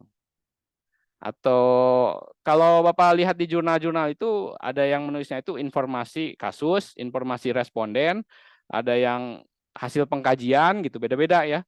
Kalian tinggal memilih aja mau informasi responden, informasi kasus, hasil pengkajian atau apa. Tapi harus disesuaikan dengan bab 2 kalian gitu. Kalau di bab 2 kalian bagaimanakah hasil pengkajian, maka di sini tulisnya hasil pengkajian. Kalau bagaimanakah kasus ya pada penderita penyakit osteoartritis, berarti itu kasus, informasi kasus misalnya seperti itu. Jadi menyesuaikan apa yang ada di bab 2 kalian. Jadi karakteristik ini dituliskan ya. Nah, menurut Bapak nih dipisah aja kasusnya antara kasus 1 dan kasus 2 itu dikategorikan aja. Misalnya informasi responden 1 adalah ini gitu. Tapi tabelnya boleh disatukan, cuma nanti deskripsi lebih ininya itu ini aja dikategorikan aja menjadi subbab khusus gitu. Yang Bapak lihat di jurnal-jurnal itu seperti itu. Nah, terus ini masuknya ke subbab lain kalau menurut Bapak. Karena ini nggak nyambung kan. Nah, ini karakteristik pasien judulnya. Isinya di sini ada tindakan gitu. Jadi nggak nyambung antara subjudul sama judul subjudul dengan isinya di sini ada diagnosis dan lain-lain gitu. Ini masuknya ke diagnosis yang kedua. Subjudul yang kedua yaitu tadi perencanaan tindakan keperawatan. Isinya diagnosis boleh dikategorikan menjadi diagnosis terus tujuan perencanaan intervensi bisa atau disatukan menjadi satu juga boleh gitu. Nah, seperti itu. Terus yang ini baru masuk ke implementasi dan evaluasi tindakan keperawatan. Implementasinya apa yang dilakukan dipaparkan di sini belum ada ya. Berapa kali dilakukan tindakannya, berapa lama pada pelaksanaannya, seperti apa, kendalanya di situ apa, terus juga apakah ada penolakan dari pasien, lalu juga hasil pengukurannya seperti apa, termasuk variabel yang lain, misalnya ya sih enak sih tapi ribet, nah dituliskan juga di situ, gitu. Misalnya kompres untuk yang demam misalnya. Kata ibunya memang sih turun, tapi ribet. Sayanya ngantuk, nggak bisa ngompresnya. Misalnya kalau malam-malam jadi nggak bisa dilakukan misalnya. Jadi itu nanti akan bisa ke rekomendasi. Mungkin saat nanti dikompres, ini pada pasien demam ya. Saat pasiennya demam terus dikompres, baiknya kalau malam itu juga disertai juga dengan intervensi, misalnya diberikan obat, karena kompresnya bisa jadi tidak efektif. Kenapa? Karena mungkin yang mengompresnya ngantuk sehingga ketiduran dan akhirnya tidak dikompres secara kontinu gitu, dan seperti itulah kurang lebihnya. Nah, itu bisa dilakukan saat siang hari, misalnya saat yang mengompresnya juga tidur, bangun juga tidak tidur gitulah kurang lebihnya. Jadi jangan cuma fokus ke variabel satu, tapi ke variabel-variabel yang lain gitu. Efektif atau tidak itu variabel kan. Tapi ada variabel yang lain selain efektivitas, tapi apakah itu tindakan apakah juga bisa mudah dilakukan atau tidak, itu juga variabel yang lain yang tentunya bisa mempengaruhi saat nanti penggunaan tindakan ini gitu. Bagaimana supaya mungkin lebih efektif dan efisien, dan juga bagaimana supaya tindakan itu bisa mudah dilaksanakan oleh masyarakat misalnya seperti itu, atau perawat. Nah, pembahasan juga jangan ngegelondong gini semua satu, dibahas aja sesuai dengan tadi sub pokok bahasan yang tadi yang 3 itu. Jadi menyesuaikan yang di atas ini gitu. Terus juga jangan paragrafnya jangan panjang-panjang. Bapak lihat ini yang punya Rini ini panjang sekali. Bacanya juga udah pusing gitu kalau terlalu panjang gini. Jadi posisikan saat kalian menulis itu, posisikan bahwa kalian itu adalah sebagai pembaca, jangan hanya sekedar penulis. Karena kalau penulis ya pasti ngerti. Kenapa? Karena ya kalian yang menulis pasti paham dengan apa yang kalian tulis gitu. Tapi kalau pembaca itu kan belum paham, dia tidak melakukan penulisan, langsung membaca aja. Jadi akan sangat sulit kalau misalnya paragrafnya terlalu panjang. Ingat, satu paragraf itu satu ide, jangan terlalu banyak ide dalam satu paragraf gitu. Oke. Nah, mungkin ideanya segini gitu, jangan terlalu panjang, dan juga baiknya satu ide gitu. Oke, terus bab 5 penutup Dan saran penutup itu kesimpulan itu diturunkan dari apa? Dari hasil. Hasilnya dipersingkat lagi. Nah, nanti dari simpulan ini dipersingkat lagi, dimasukin ke dalam abstrak. Atau abstrak juga boleh sesuai dengan simpulan ini boleh gitu. Tapi ada juga yang tidak memperbolehkan, harus beda antara abstrak dengan simpulan itu harus berbeda. Tapi kalau menurut Bapak sih ya boleh-boleh aja. Kalau memang baiknya sama ya samakan saja gitu ya. Tapi kalaupun beda lebih bagus. Mungkin kalau abstrak itu lebih singkat lagi, kalau simpulan ini agak sedikit lebih luas. Ya, kalau di hasil itu lebih luas lagi, kalau di simpulan itu agak sedikit ringkas, di abstrak itu lebih ringkas lagi dari itu. Nah, saran itu diturunkan dari pembahasan. Jadi apa yang dibahas di sini, ditulis di sini, ini harus dibahas di bab selanjutnya di pembahasan ini. Itu misalnya di sini dapat dijadikan pedoman pengembangan penerapan terapi kompres terhadap nyeri pada pasien osteoartritis. Nah, di hasil di sini itu harus ada. Itu yang membahas bahwa penelitian lebih lanjutnya apa gitu. Kenapa penting dilakukan penelitian lebih lanjut? Terus apa yang harus dilakukan penelitian lebih lanjutnya? Apakah terkait dengan penelitiannya jenisnya apa, kuantitatif agar bisa lebih digeneralisir atau seperti apa? Nah, itu harus ada. Jangan sampai ini Bapak lihat sih kayaknya ini di sininya udah ada, di sininya ada. Di sininya udah ada, di bawahnya udah ada gitu ya. Di sininya belum ada. Itu bermasalah kalau seperti itu. Nah, lain yang dipengaruhi kayaknya belum ada nih. Padahal di rekomendasi ada. Jadi jangan sampai keluar rekomendasi padahal tidak dibahas gitu. Ini juga terkait puskesmas, ada nggak berkaitan dengan puskesmas di sini? Nah, harus dibahas juga. Misalnya, oleh karena itu penting untuk dilakukan penelitian lebih lanjut terkait ini. Menurut hasil penelitian, bahwa penelitian-penelitian yang belum ada itu adalah penelitian terkait dengan ini. Lalu perlu juga ada perbaikan SOP. Jadi dibahas juga di sini karena SOP tersebutlah yang akan digunakan di puskesmas sehingga bisa berdampak kepada pasien. Menurut penelitian ini dengan perbaikan SOP yang cukup bagus di daerah-daerah di puskesmas Indonesia maka akan berdampak kepada pasien-pasien yang ditangani oleh perawat yang ada di puskesmas tersebut. Misalnya. Jadi direkomendasikannya untuk perbaikan SOP misalnya seperti itu. Nah, lalu untuk daftar pustaka juga ini mohon perbaiki untuk yang Rini ini masih banyak yang harus diperbaiki menurut Bapak. Untuk yang punyanya Maila udah cukup bagus ya. Jadi nanti bisa lihat contohnya punya Maila ya. Seperti apa ya. Gitu. Jadi ini harus konsisten di sini aja nggak konsisten nih. Ini kan ini jurnal ya. Ini juga jurnal nih. Kalau yang ini ada halamannya, yang ini nggak ada halamannya gitu. Itu yang harus konsisten. Terus yang ini ada halamannya, yang ini ada halamannya tapi nggak ada volume sama nomornya, nomor keberapa, volume keberapa, jurnalnya itu nggak ada. Nah baiknya juga di akhir itu untuk yang jurnal itu ada DOI-nya atau HTTP-nya lah apa. Kalaupun nggak ada DOI misalnya dari mana mengambilnya. Atau DOI-nya kalau ada HTTP DOI ini itu dicantumkan. Kalau kalian tidak mau menggunakan ini paling enak sebenarnya pakai Mendeley atau aplikasi pembantu daftar pustaka ya. Tapi kalau kalian tidak menggunakan itu paling manual kalian edit satu-satu gitu. Dan akan lebih lama sih kalau edit satu-satu seperti itu. Seperti itu ya. Buku juga agak berbeda ya kalau buku agak berbeda tapi banyaknya jurnal. Gitu. Ya, oke seperti itu. Nah, terus juga di lampiran, lampirkan semuanya, termasuk juga tadi hasil pengkajiannya dilampirkan. Nah, surat-surat ini ya dilampirkan, terus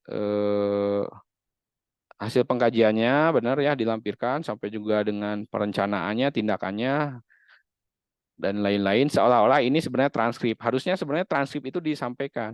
Contoh transkrip itu kayak gimana, Pak? Nah, itu adalah isi percakapan kalian. Kata perawat misalnya, siapa nama Bapak? Oh, nama saya Tirta. Nah, itu ditulis. Benar-benar full gitu. Usianya berapa? Ditulis. Perawat, usianya berapa Bapak? Nah, usia saya 50 tahun. Nah, ditulis. Pasien, usia saya 50 tahun. Nah, itu transkrip yang benar-benar gitu ya. Nah, seperti itu. Oke. Sampai di sini ada pertanyaan?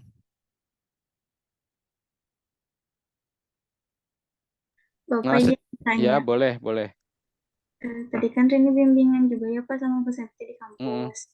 mm. Sebenarnya udah ACC, tetapi masih ada revisian. Kata Ibu tuh yang mana ya?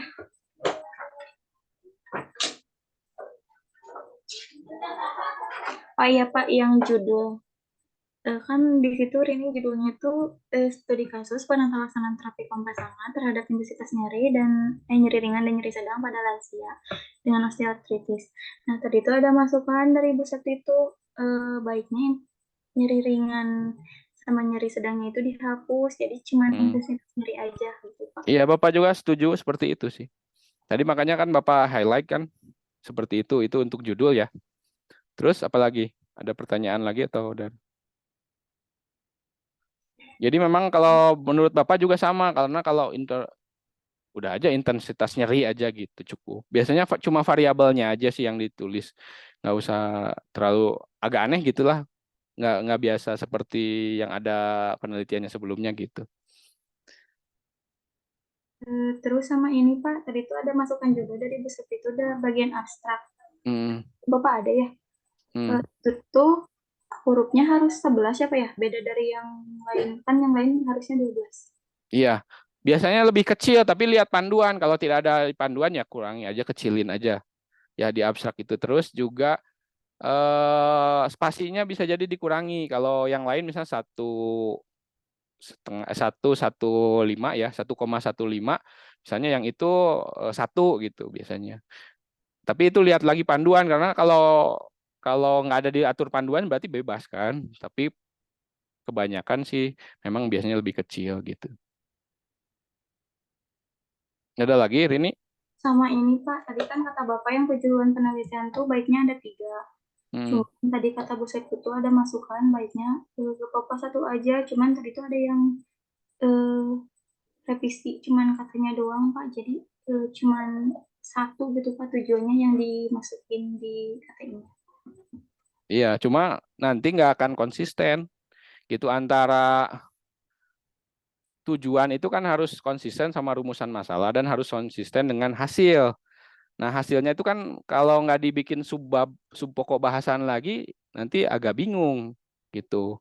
Terus juga kan kalau namanya gini deh, kamu ditanya gini, bagaimanakah tindakan? Kan tujuan kamu apa, Rini? Bisa dibacakan? Tujuannya Heeh. berdasarkan rumusan masalah di atas, penelitian ini bertujuan untuk mendeskripsikan penata laksanaan terapi kompres hangat Hmm. untuk menurunkan intensitas nyeri pada lansia yang mengalami osteoartritis.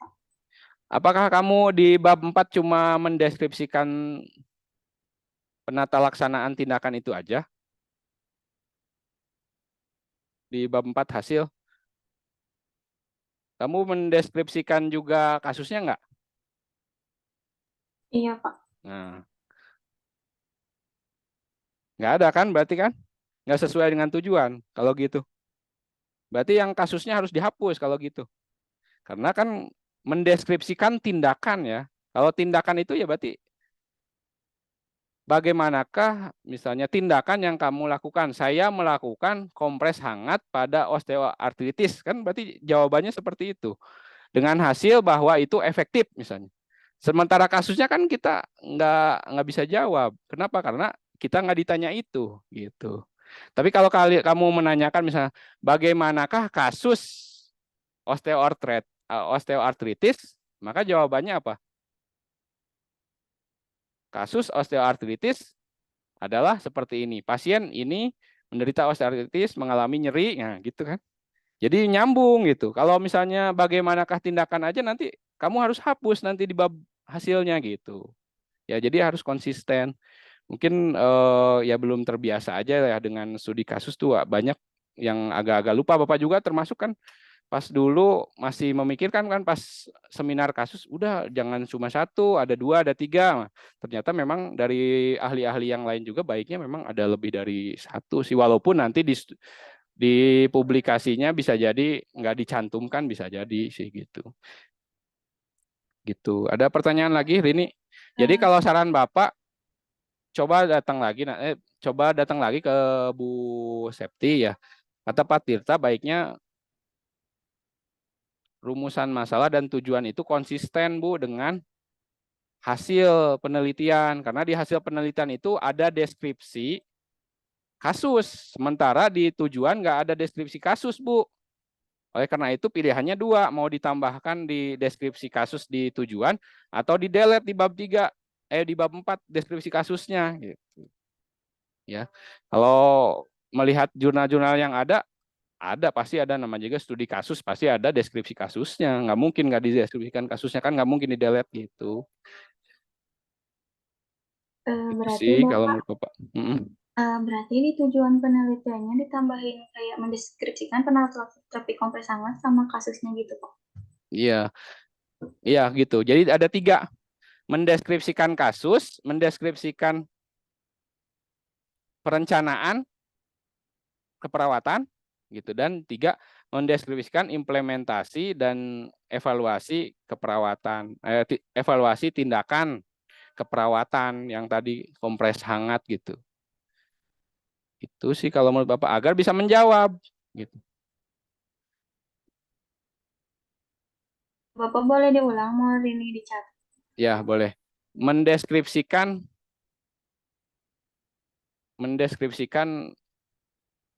kasus atau mendeskripsikan, bisa lah pilih ya.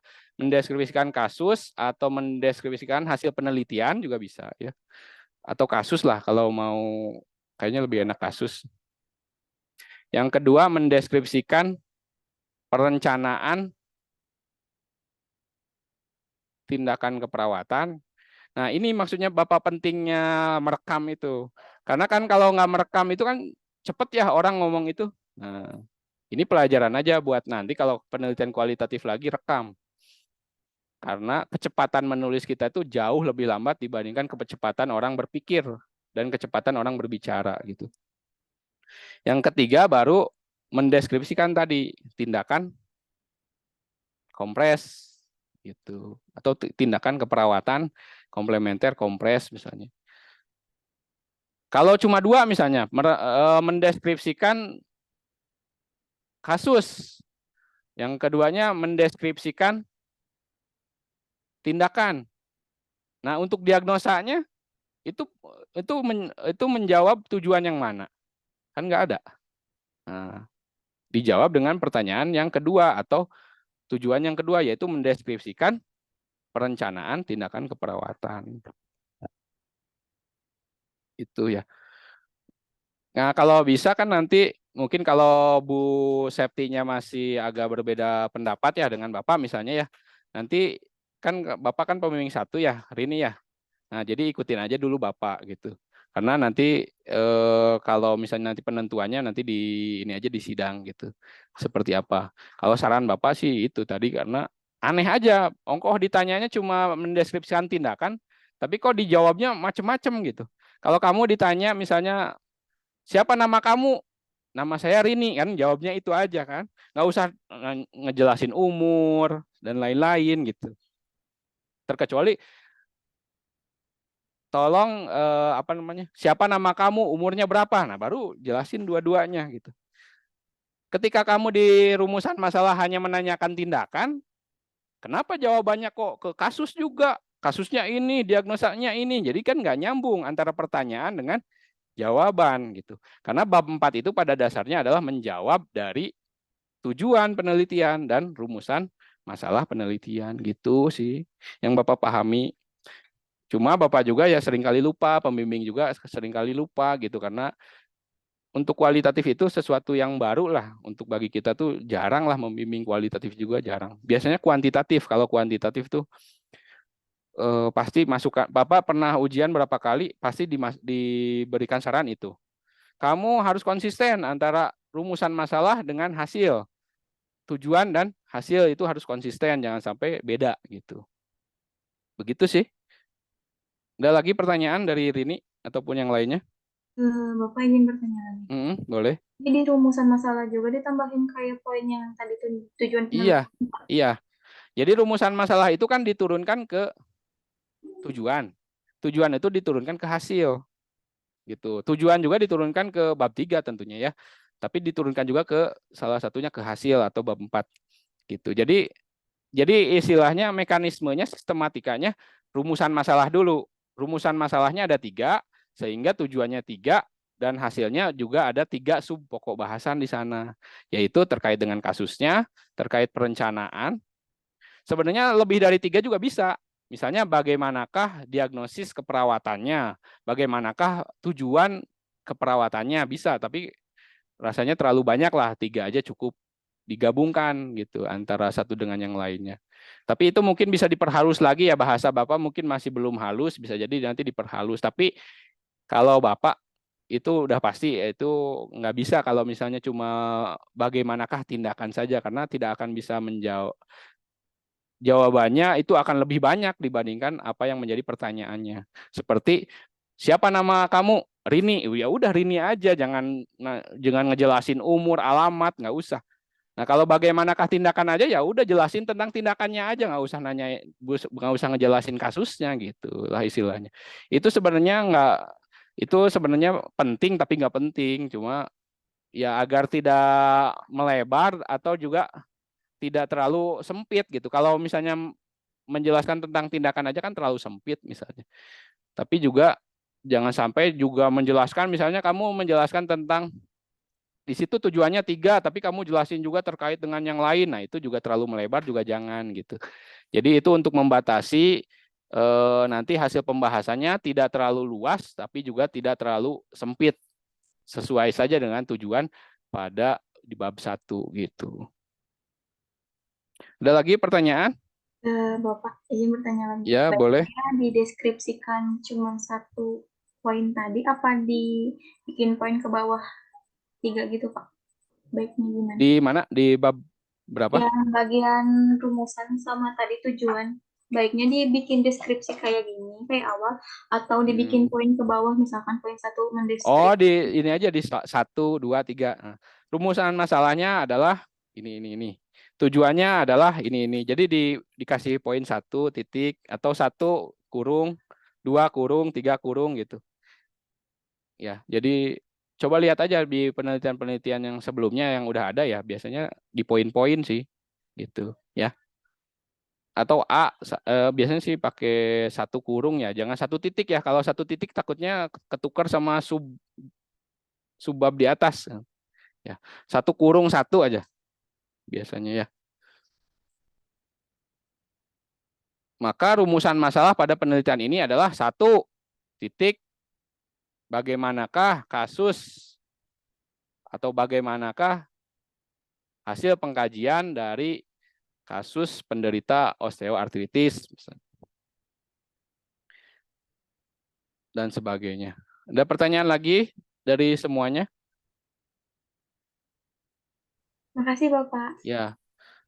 Nah, segera perbaiki ya, Rini dan Maila dan juga yang lainnya segera perbaiki. Jangan nunggu sempurna dulu baru konsulkan, karena minimal 4 kali konsul loh. Ini baru sekali nih. Ya, Rini sekali, terus juga Maila sekali itu hitungannya. Karena kalau konsul itu hitungannya udah harus mengirim juga. Nanti perbaiki lagi 2 hari, 1 hari, perbaiki, selesaikan, kirim lagi. Nanti Bapak berikan masukan lagi sampai 4 kali.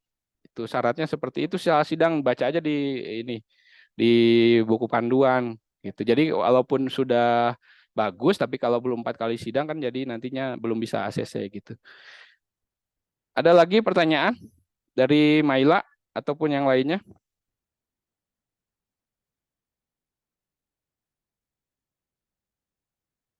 Nah, terus juga apa ya?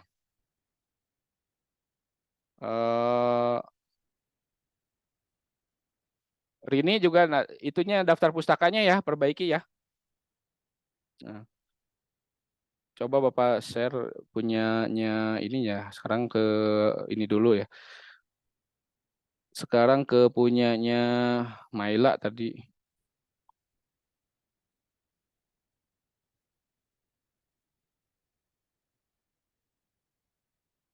Sebenarnya Bapak juga belum selesai untuk melihat semuanya ya dari punya Rini dan juga Maila, tapi sementara Bapak cukupkan dulu ya, nanti untuk revisi selanjutnya mungkin Bapak akan tambahkan kembali saran-saran yang lainnya selain yang sudah Bapak sarankan di sini ya. Oke, ini bukan ya, bukan ya. Ada penurunan nyeri.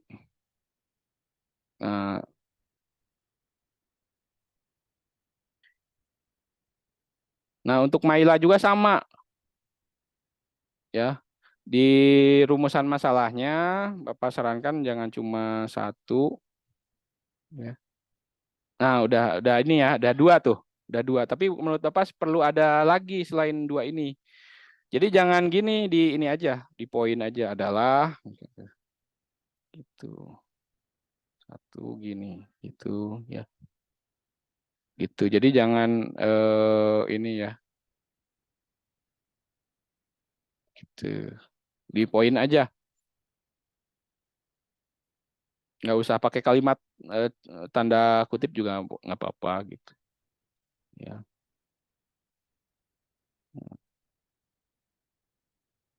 Coba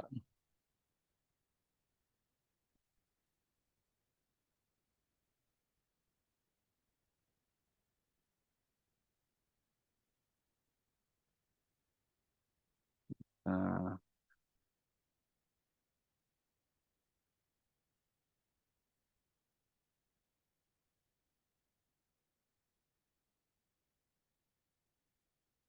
bla bla bla gitu. Nah, gitu.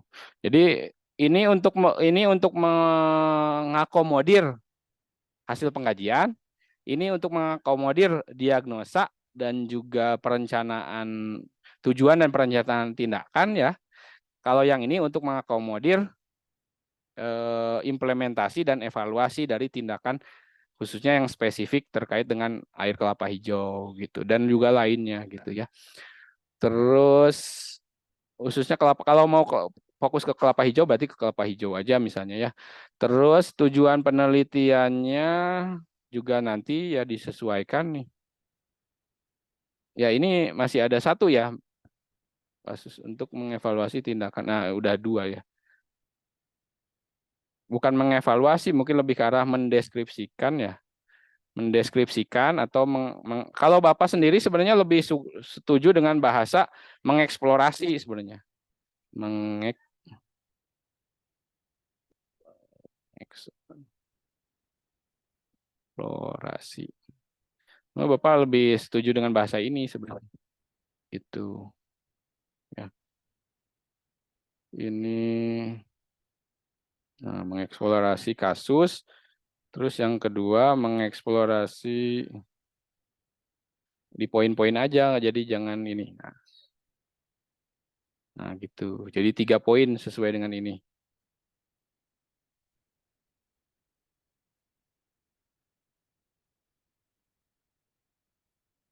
Kalau nggak mengeksplorasi, mendeskripsikan. Mendeskripsikan. Kalau menurut Bapak ya, seperti itu. Manfaat penelitian. Oke. Nah, yang kayak gini itu nggak akan dibaca lagi banyak gitu. Saat sidang akhir itu pasti yang dibaca tuh ini, ya. Bapak kasih tahu ya. Abstrak nih belum ada nih. Abstrak tuh pasti akan dibaca. Terus yang selanjutnya ini belum ada ya, jadi tambahkan abstrak. Terus ini di latar belakang ini seringkali dibaca. Terus rumusan masalah, tujuan penelitian itu dibaca. Manfaat penelitian tuh jarang dibaca. Kajian pustaka apalagi udah banyak banget, itu jarang banget benar-benar dibaca, terkecuali memang benar-benar nanti diperlukan.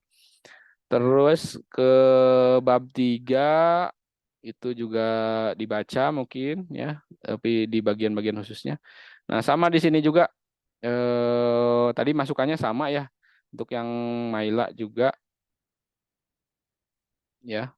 Tambahkan uji keabsahan datanya jangan hanya yang kuantitatif, kualitatifnya juga. Nih, udah ada nih. Untuk yang Maila udah ada ya. Meningkatkan ketelitian, triangulasi, nah, triangulasi sumber, triangulasi teknik, triangulasi waktu. Nah, ini udah ada yang untuk Maila ya. Nanti untuk yang punya ini perlu dimasukkan. Kalau yang ini itu adalah validitas atau uji keabsahan data dari data penelitian yang kuantitatifnya aja atau yang nyerinya aja kan. Tapi untuk yang keseluruhan itu ini yang sebenarnya yang lebih cakupannya luas itu menggunakan ini karena kita penelitiannya kan kualitatif ya. Kredibilitas dan transferabilitas ya. Ada 4, reabilitas, konfirmabilitas, dan juga ini. Jadi disebutnya kalau di penelitian kuantitatif itu uji keabsahan datanya itu validitas dan reabilitas. Validitasnya misalnya alfa krombahnya berapa, ya. Terus juga jadi seperti itu ya. Tapi kalau di kualitatif itu biasanya disebutnya 4, kredibilitas, terus transferabilitas, terus reabilitas dan konfirmabilitas. Itu teorinya. Kalau prakteknya artinya setiap kalian melakukan penelitian kualitatif itu harus dilakukan triangulasi, salah satunya itu. Yang kedua harus ada validasi kembali di waktu yang berbeda. Nanti hasil penelitian kalian ini harus dibawa kembali ke respondennya. Apakah ini benar hasil penelitiannya atau salah gitu. Itu harus dicek kembali, dibaca kembali lah. Jadi ke pasien itu nanti kalian harus datang lagi ke pasien, bukan hanya ke Bapak tapi ke pasiennya. Terus ini juga sama tadi ya udah diberikan masukan oleh Bapak. Ini juga menyesuaikan nih karakteristik pasien. Nah, ada ya bisa dijawab oleh ini, tapi di sini ada diagnosa kan, diagnosanya belum masuk ke subbab khusus gitu. Nanti pelaksanaan intervensi terapi ini gitu. Ini kan intervensi ya, bukan perencanaan ya. Ya, diagnosanya apa, pelaksanaannya. Jadi ini mungkin perlu ada subbab lainnya.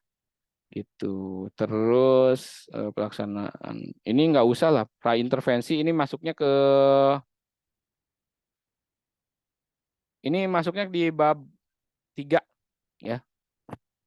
Di bab 3 atau kalau mau ya dipaparkan di sini aja gitu. Jangan menjadi subbab khusus gitu. Terus oke, pembahasannya oke. Ini ada masukan juga dari Bapak, mungkin nggak terlalu banyak.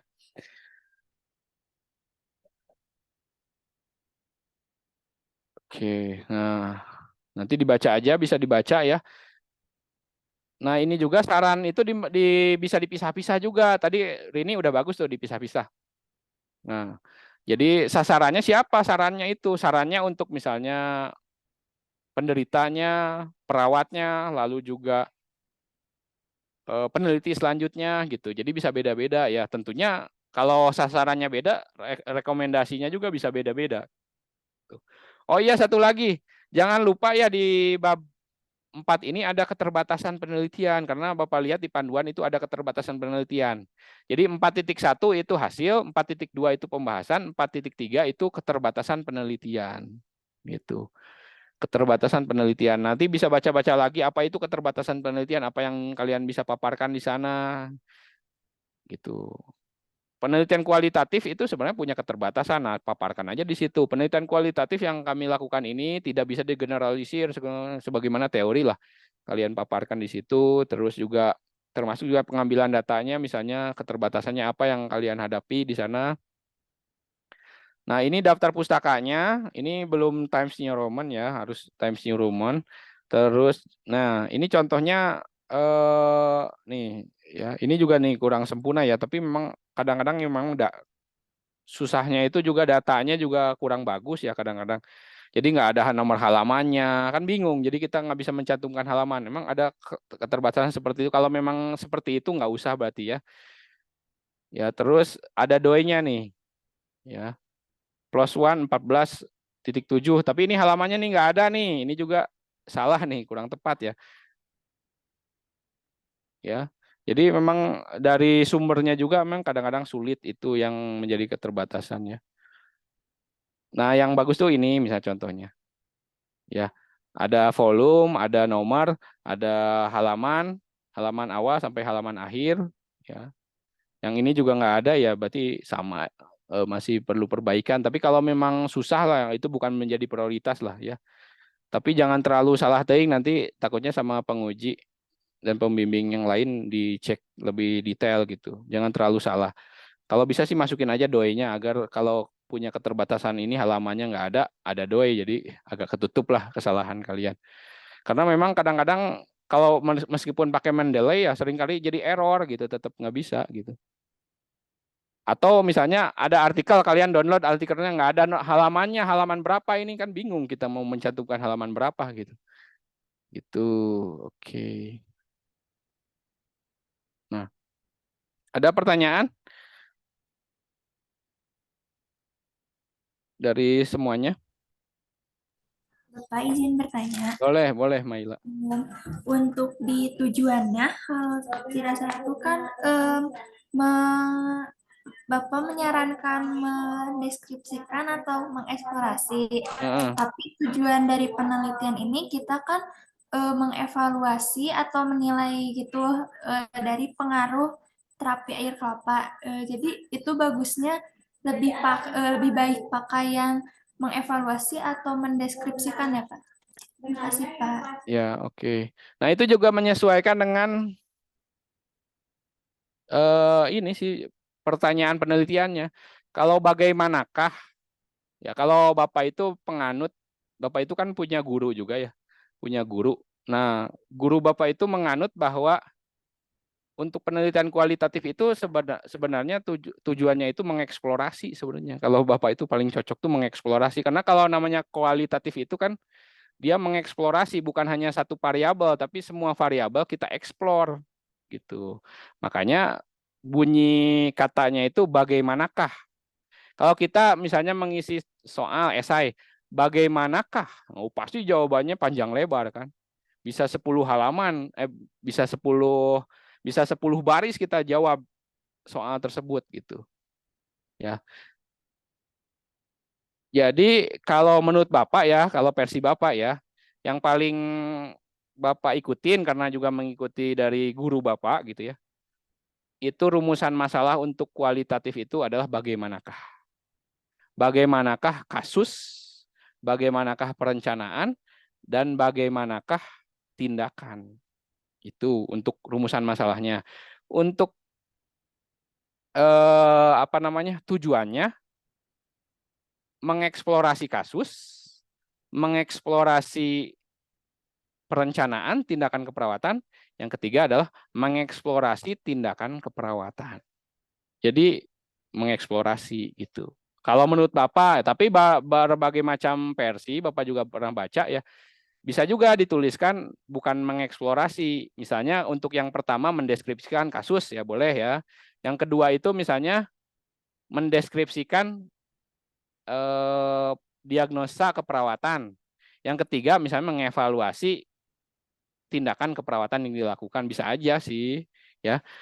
Antara beberapa sih mengevaluasi, mendeskripsikan, dan juga mengeksplorasi antara itu. Tapi kalau Bapak sendiri, karena guru Bapak penganut mengeksplorasi, karena dia orang kualitatif, itu mengeksplorasi. Kalau mengevaluasi itu kan kayak kuantitatif. Kalau kuantitatif kan tujuannya mengevaluasi pengaruh dari ini ke ini gitu kan. Mengevaluasi atau mengetahui, ya itu lebih ke arah kuantitatif.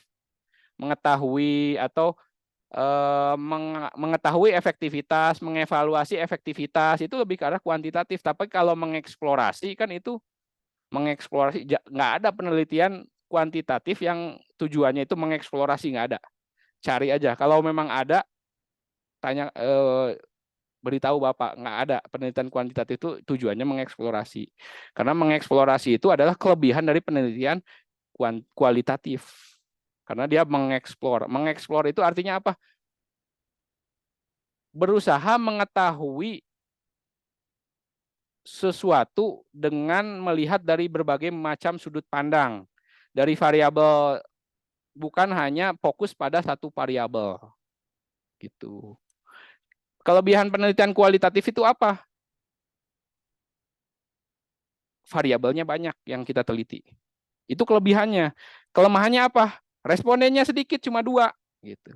Berbanding terbalik dengan penelitian kuantitatif. Kuantitatif itu kelebihannya apa? Respondennya banyak, 150, 100. Ya. Tapi variabelnya terbatas, 1, 2. Variabelnya tuh itu.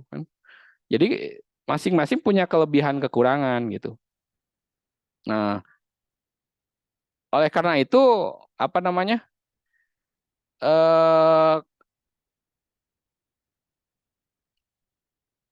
Variabel yang harus kalian kaji itu harus banyak. Makanya bahasa dari tujuannya itu mengeksplorasi agar bukan hanya kalian mengevaluasi apakah itu efektif atau tidak. Kalau kuantitatif tuh gini menilainya.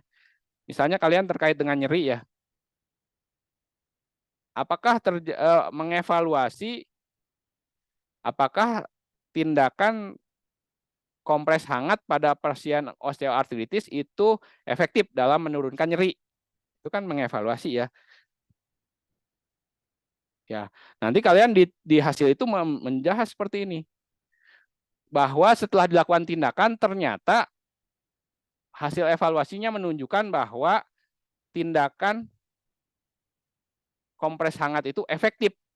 Nah, kuantitatif itu hanya itu, cukup membahas itu. Tapi kalau kualitatif itu beda. Kalau kualitatif itu beda. Tujuannya mengeksplorasi tindakan keperawatan kompres hangat pada pasien osteoartritis untuk mengatasi nyeri. Hasil penelitiannya itu bukan hanya itu, tapi ditambah lagi dengan variabel-variabel yang lain. Misalnya gini, dari hasil penelitian, pada 2 responden didapatkan bahwa terjadi penurunan tingkat nyeri setelah dilakukan tindakan kompres hangat. Namun, pasien mengeluhkan terdapat hambatan-hambatan dalam melakukan kompres hangat, seperti misalnya di malam hari itu terlalu repot karena harus sering-sering bolak-balik dapur untuk bisa mengganti airnya, misalnya seperti itu. Lalu juga hambatan-hambatan yang lainnya, misalnya pasien merasa dengan kompres hangat tersebut, misalnya harus yang lain-lainnya misalnya. Jadi bukan hanya dari satu variabel, tapi dilihat dari sudut pandang yang lainnya. Efektif sih efektif, tapi ribet misalnya.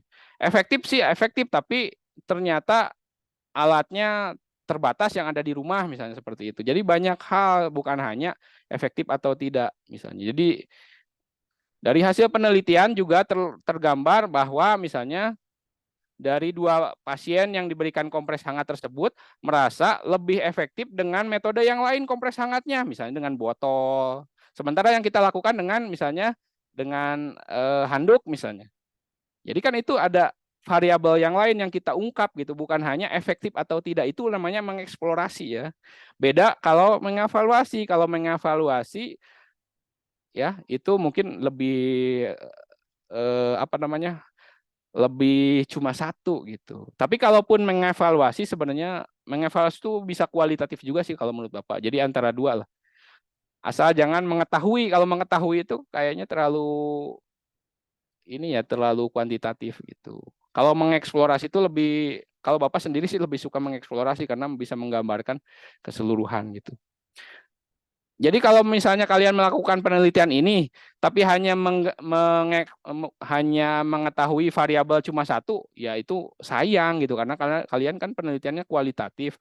Eksplorasilah seluruh variabel yang ada pada penelitian tersebut. Jangan hanya fokus pada satu variabel atau 2 variabel saja.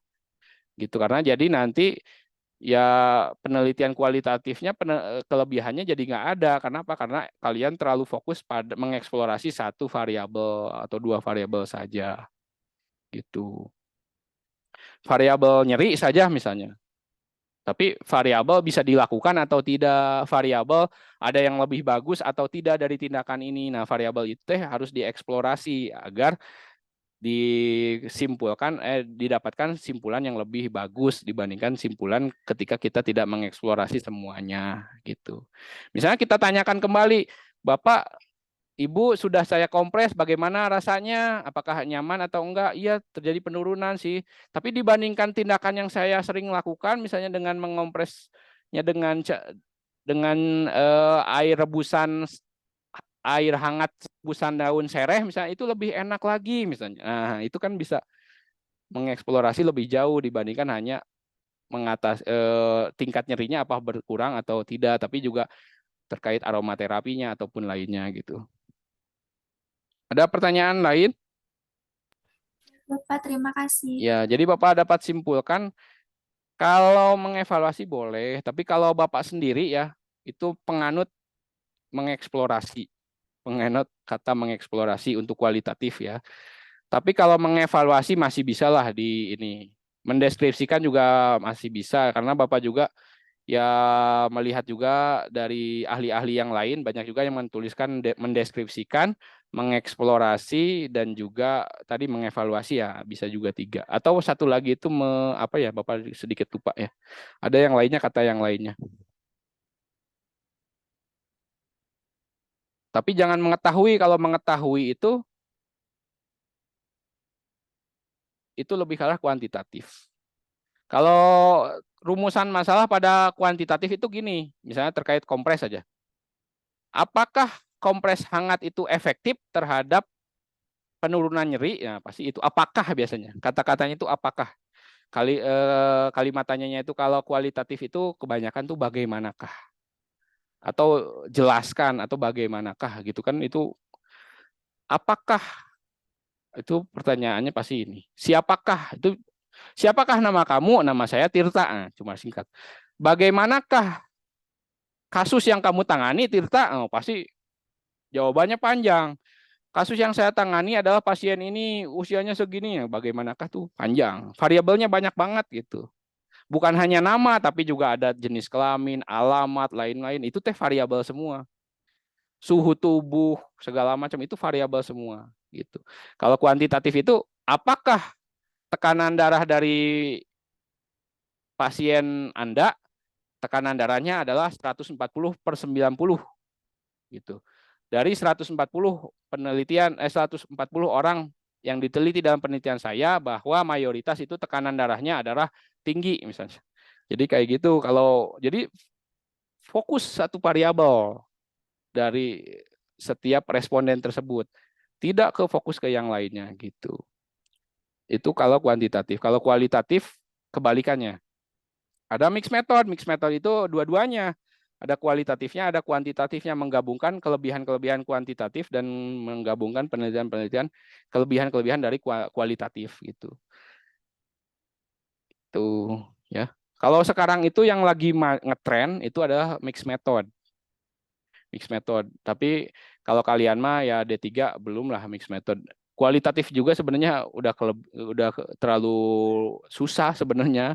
Harusnya D3 itu studi kasusnya yang studi kasus kuantitatif seperti yang Bapak bilang dulu. Udah aja kayak kasus biasa lah, kayak ASKEP biasa lah, nggak usah terlalu susah gitu. Kalau kualitatif itu memang terlalu ribet lah kalau untuk D3 gitu. S1 bahkan S2 itu banyaknya itu. Zaman Bapak dulu pas kuliah dulu nggak boleh kualitatif, wajib kuantitatif karena kualitatif itu susah kata dosen itu. Tapi kalian D3 aja udah kualitatif, ya nggak apa-apa sih sambil belajar gitu. Ada lagi yang bertanya?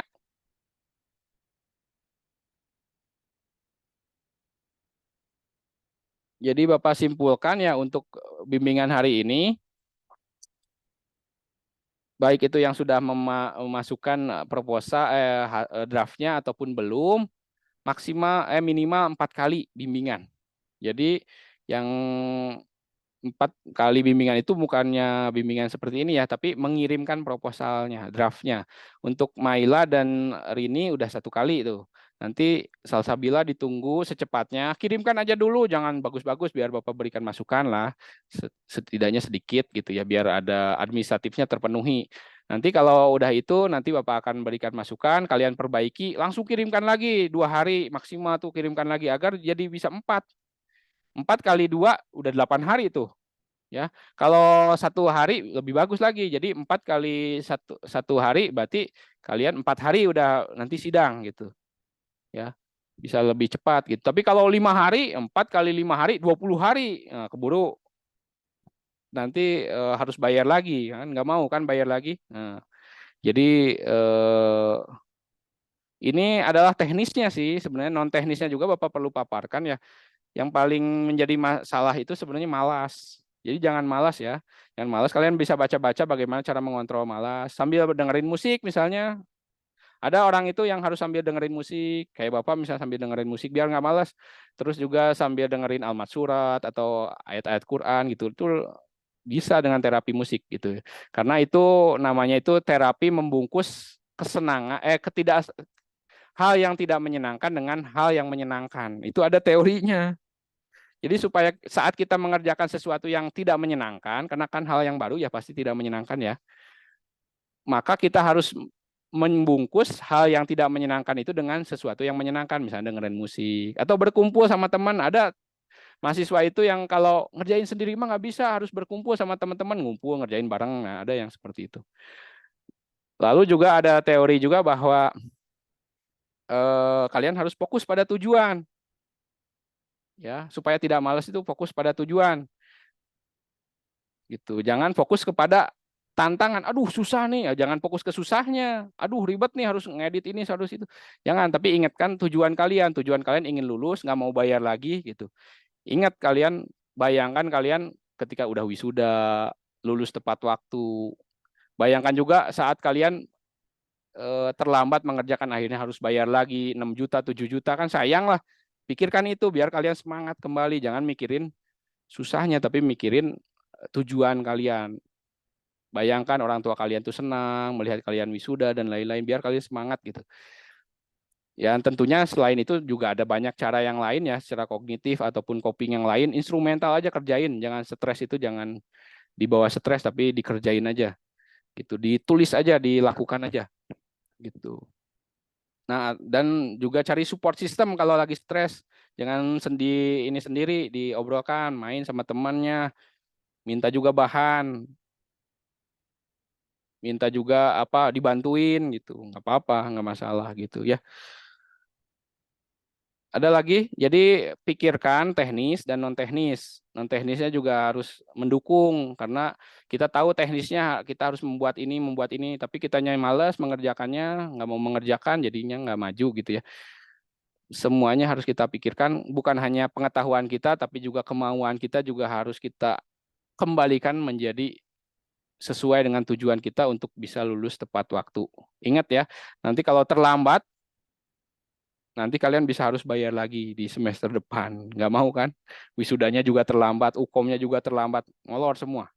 Sedangkan ikutin jadwal prodi pokoknya. Kalau nggak ikutin jadwal prodi itu bisa molor, bisa molor, bisa molor. Kalau molor maka ya tadi nggak bisa UKOM. UKOM tuh udah mau loh UKOM. Belum angkat sumpah rencana Oktober November. Terus juga nanti wisuda juga Oktober kalau nggak salah ya. Oktober, sekitar Oktober. Nah itu kalau sesuai rencana. Kalau terlambat aja nanti Agustus belum sidang misalnya. Atau Juli belum sidang, akhirnya molor, belum UKOM gitu. Nah itu akan molor kemana-mana gitu. Oke, ada pertanyaan lagi? Bapak, Ya, Bapak boleh. ada di kampus enggak, Pak? Besok Bapak ke kampus, insya Allah tapi pagi kayaknya. Jam berapa, Pak? Soalnya ini mau bimbingan juga dengan Bapak sama Bu Septi juga. Ada janji. Besok teh kemungkinan Bapak, tapi sebentar sih Bapak kayaknya besok jam kayaknya jam 9, jam 10-an Bapak ke kampus itu. Tapi cuma sebentar itu juga, nggak akan lama. Karena Bapak ada urusan lain setelah itu. Ada yang harus Bapak tanda tangani atau gimana, Rini? Atau ada mau bimbingan sendiri juga nggak apa-apa. Jadi maksudnya sekarang misalnya kalau kalian mau bimbingan lagi setelah ini, bilang aja ke Bapak, nanti Bapak zooman lagi sama kalian gitu. Ada yang mau? nanti di chat aja ke Bapak ya. Pak, saya butuh, kan ada juga yang perlu privasi mungkin ya, empat mata dibicarakan dengan pembimbing gitu ya. Nanti disampaikan aja, nanti Bapak akan buka link Zoom untuk yang hari ini, untuk yang besok mungkin Bapak juga ke kampus, cuma nggak akan lama sih ke kampusnya gitu. Tapi mungkin kalau butuh lama nanti mungkin siang Bapak balik lagi ke kampus untuk bimbingan mungkin siang sekitar jam 2 jam 3-an mungkin ya. Ya.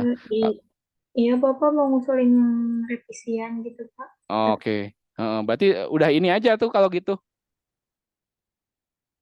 Melalui Zoom bisa nggak? Atau harus langsung? Kalau Rini enaknya langsung, Pak. Ya boleh lah. Mungkin besok lah ya kita nanti kontakkan lagi sama Bapak ya. Oke, seperti itu. Oke, ada lagi pertanyaan? Nggak ada. Oke, kalau mau bimbingan kan ini bimbingan bersama ya kelompok ya. Nanti kalau mau bimbingan individu nanti bisa atau perlu ya ada yang sesuatu yang rahasia tidak bisa di kelompok gitu ya. Nanti bisa kontakkan sama Bapak, bisa melalui Zoom untuk yang hari ini. Besok juga mudah-mudahan bisa ya Bapak kontakkan lagi aja sama Bapak, mudah-mudahan bisa pagi atau enggak sore lah untuk bisa bimbingan kalau mau secara langsung. Itu dari Bapak, semangat juga untuk Risya dan Salsabila, kejar yang lainnya, mohon bantuan juga Rini dan Maila untuk mensupport juga Risya dan Salsabila untuk segera bisa mengirimkan draftnya. Oke, cukup dari Bapak, mungkin sebelum kita akhiri, kita berdoa dimulai.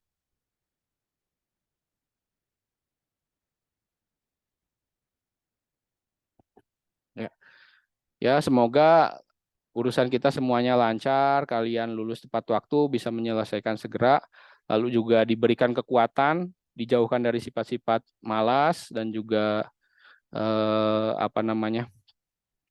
dikuatkan untuk bisa menjalani UKOM dan lain-lainnya dan mencapai tujuan-tujuan kita semuanya. Ini cukup dari Bapak ingatkan kembali juga untuk berpikir selalu positif. Kalian pasti bisa, kita pasti bisa, dan kalian pasti hebat dan pasti bisa untuk menjalani semuanya. Cukup dari Bapak. Wabillahi taufiq wal hidayah. Wassalamualaikum warahmatullahi wabarakatuh. Terima kasih, Pak. Waalaikumsalam, makasih Pak. Ya, sama-sama. Pak. Ya.